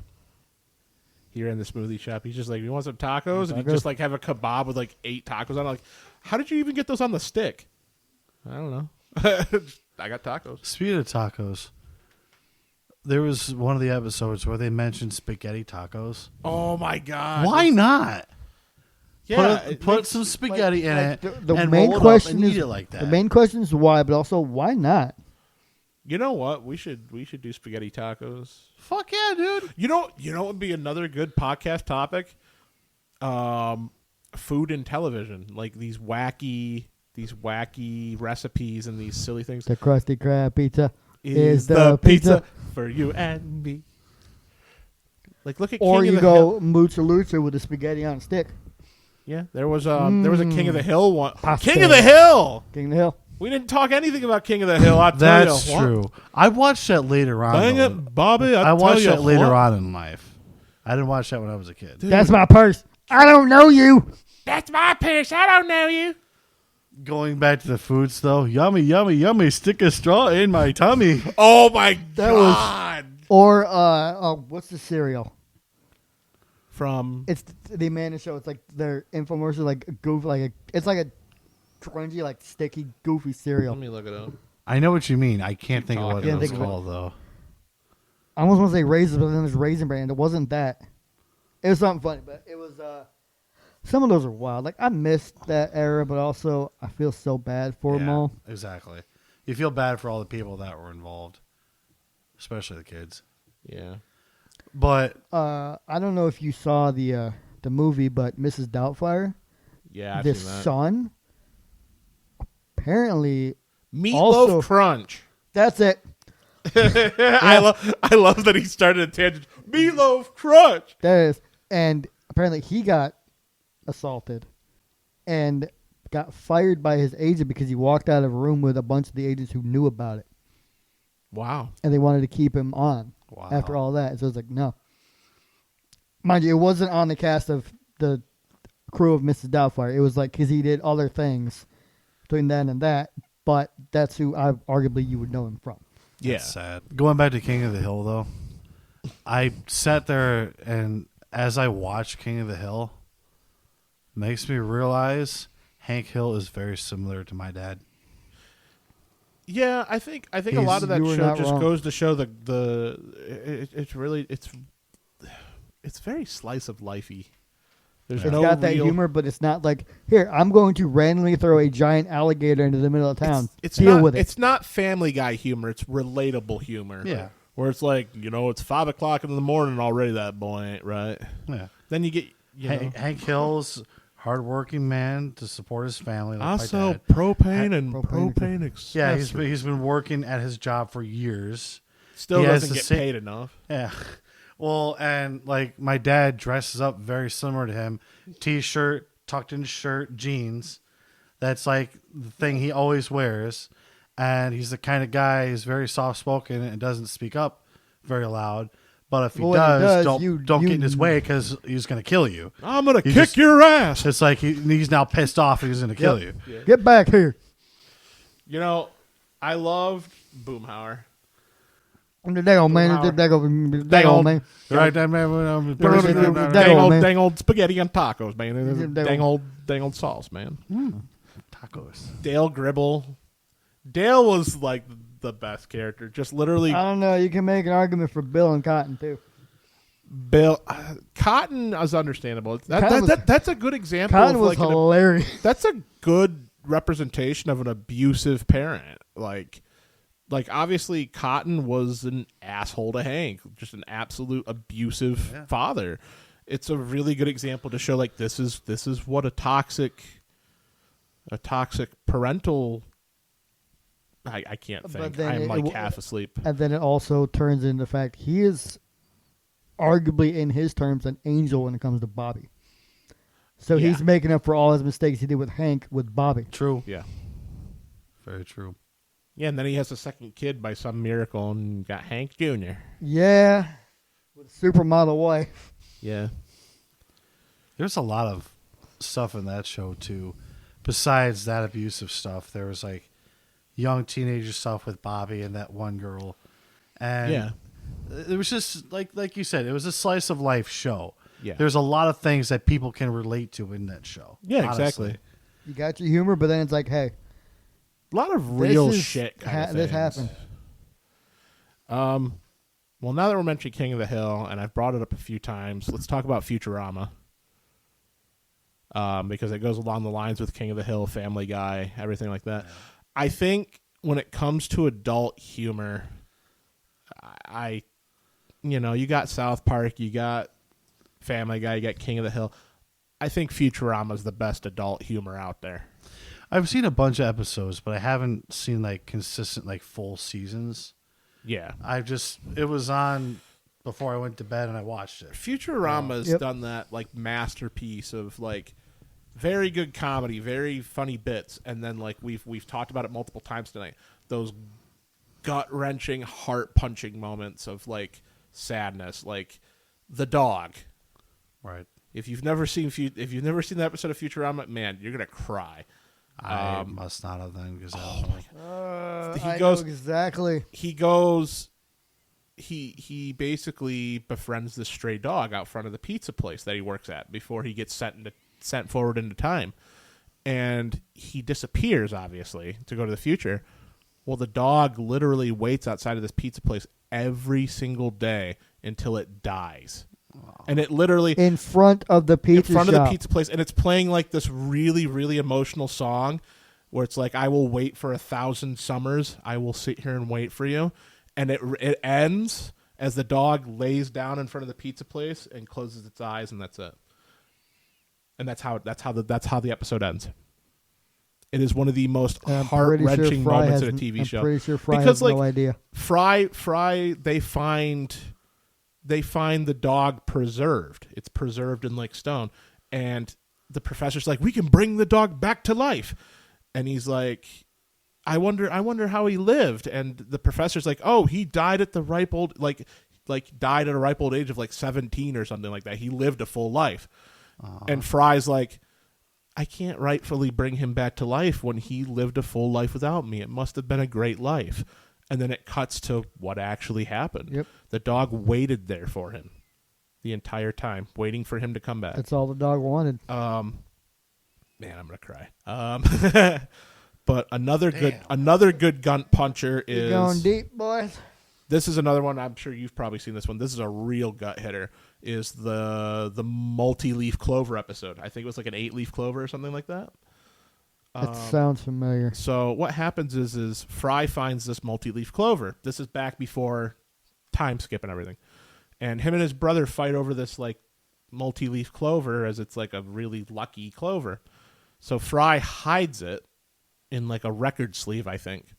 And then everything happens and he moves into the future. Well, he finds all of his old things at some point and realizes that the clover's missing. So he thinks, oh, my bastard of a brother stole the clover. And so he finds out that there's a gravestone on like a cemetery planet. They have like these cemetery planets. So he's going to go grave rob the grave to get his clover back. And when he goes there, he sees like a portrait of, it looks like his brother. Looks like him, looks like his brother because they both look similar. And he's like, well, this must be where my brother is. And he's like in a spacesuit and everything. It's like, here lies Philip J. Fry, the first Martian. And it was like really, like he was really famous for being a space traveling, hero basically. And he's like, this bastard took my name and everything. And he has my clover because it shows him with like the clover on his lapel. And he's like, I'm getting my clover back. And he looks over at the grave and he notices there's moss covering the grave. And he's like, well, what's this about? And he uncovers it, and it says, the full thing says, here lies Philip J. Fry, named for his uncle to carry on his spirit. So his brother did take the clover, but gave it to his son and said, I'm naming you Philip J. Fry after my brother, who I miss every single day. And then he realizes, like, this is my nephew. And so he puts the clover back and, covers the grave back up, and that's how the episode ends. Damn. Yeah. Yeah. He's like, shit. It is, Then there was the finale of Futurama where basically Fry and Leela rewind their entire lives and live their entire lives together through like a frozen time loop. Like, there's so many episodes that are like so hard hitting and emotional. I gotta go back and watch all of them now. Yeah. Man, I feel like crying now after talking about those. To lighten the mood up more, one of my favorite episodes was Death by Snoof Snoof. Oh, yeah, Death by Snoof Snoof. And then they're all like, yeah, the alien's like, oh, and he's like, what are you, gay? Yeah. Futurama really was ahead of its time. And I heard the new season was actually good. The reboot came back up and it was all right. I wish they would have just kept it where they ended because the whole Fry and Leela living through frozen time was like a really sweet ending. It was a really good way to end the show. Yippee! We've reached our 2-hour point. Yeah. You know what that means? One lucky listener in the audience gets to die immediately. Could it be you? Could it be me when I'm re-listening to this podcast? God, I hope so. Yeah, I got nothing. You don't even have a comment. I got nothing. He's like, he is popping off right now. Folks, don't judge us. It's like 10 o'clock at night as we're doing this. It's been a long day. It's 10 o'clock at night. I got to go to work in 2 hours. I put in 26,000 steps today. I'm tired. I've been realistically up since 4 o'clock this morning. Went back to bed at 5:30. Got back up at 8. Went to work and then came here. Yeah. And I drove around all day at yard sales and. Oh wow! Look at you, yard sale man. This man's driving to yard sales. Yeah. He gets to go to game stores. He gets to go to yard sales. He gets to go bowling sometimes. Look at you, and he gets paid for it. Yeah, you know about that, right? What? With my job with one of my guys, I get paid to go bowling. Yeah, dude. He gets paid to go like look at games and not have to worry about coming back to work. Yeah. Or. I mean, it's just really going nice. out for like 4 hours. The concept of what you do is really nice when you get paired with people that share your interests. Oh, he's got stories, but we can't say them. Yeah. At least not on air. NDA. I don't know. Do we have anything else? Do you have anything? You've been pulling tops out of your little notebook. I got one. What you got? You can attest from the first episode. I don't know if you can at all. Star Wars: The Clone Wars. As a show. I have not really seen much of it. From what I've seen, it's fantastic. It fleshed out characters that needed to be fleshed out, namely Anakin Skywalker. Well, yeah. And it introduced arguably the greatest Jedi that stayed on the light side that was not Obi-Wan Kenobi. Ahsoka? And that was Ahsoka. I was just guessing that. And it also begins and ends, unless you count the very last season they brought in with Yoda. Yeah. Because it ended with Yoda going to Dagobah. But the actual show itself ending with Ahsoka leaving the Jedi Temple, which kickstarts pretty much Anakin going to being Darth Vader. Jeez. But there is a part, this is actually in Star Wars Rebels, which is the sequel to it. Isn't that when Ahsoka fights Darth Vader? She didn't believe at first that Anakin turned into being Darth Vader. She left. She did not come in contact with Anakin for a while. And then she finally She did. sees him face to face as Darth Vader. She doesn't want to believe it. Her and him go toe to toe. I've never seen anybody go toe to toe with Darth Vader as I saw her do it. She breaks his mask to the point where you see the yellow Sith eye of Anakin Skywalker. And he just says, Ahsoka. And now she's putting two and two together. She's like, Anakin. And she's like, oh my God, he's actually Vader. Everybody's trying to tell her that she's not going to listen. She goes, I'm not going to leave you. Not again. And he's just staring at her. And for a second, you see Anakin Skywalker. Yeah, you really think that he's going to... And then his face hardens. And that's Vader. Then you will die. And lights up his lightsaber and tries to go for the kill. Yeah. So that's how you automatically know. Because other than Padme and other than Obi-Wan, before he quote-unquote betrayed Anakin, Ahsoka was one of, if not the most important person, minus Padme, to Anakin Skywalker. Yeah. Wow. And the fact that he now has gone so bad, he wants to kill her because she will not join him. And he already knows she's going to try to pull him away from the power he now has. Yeah.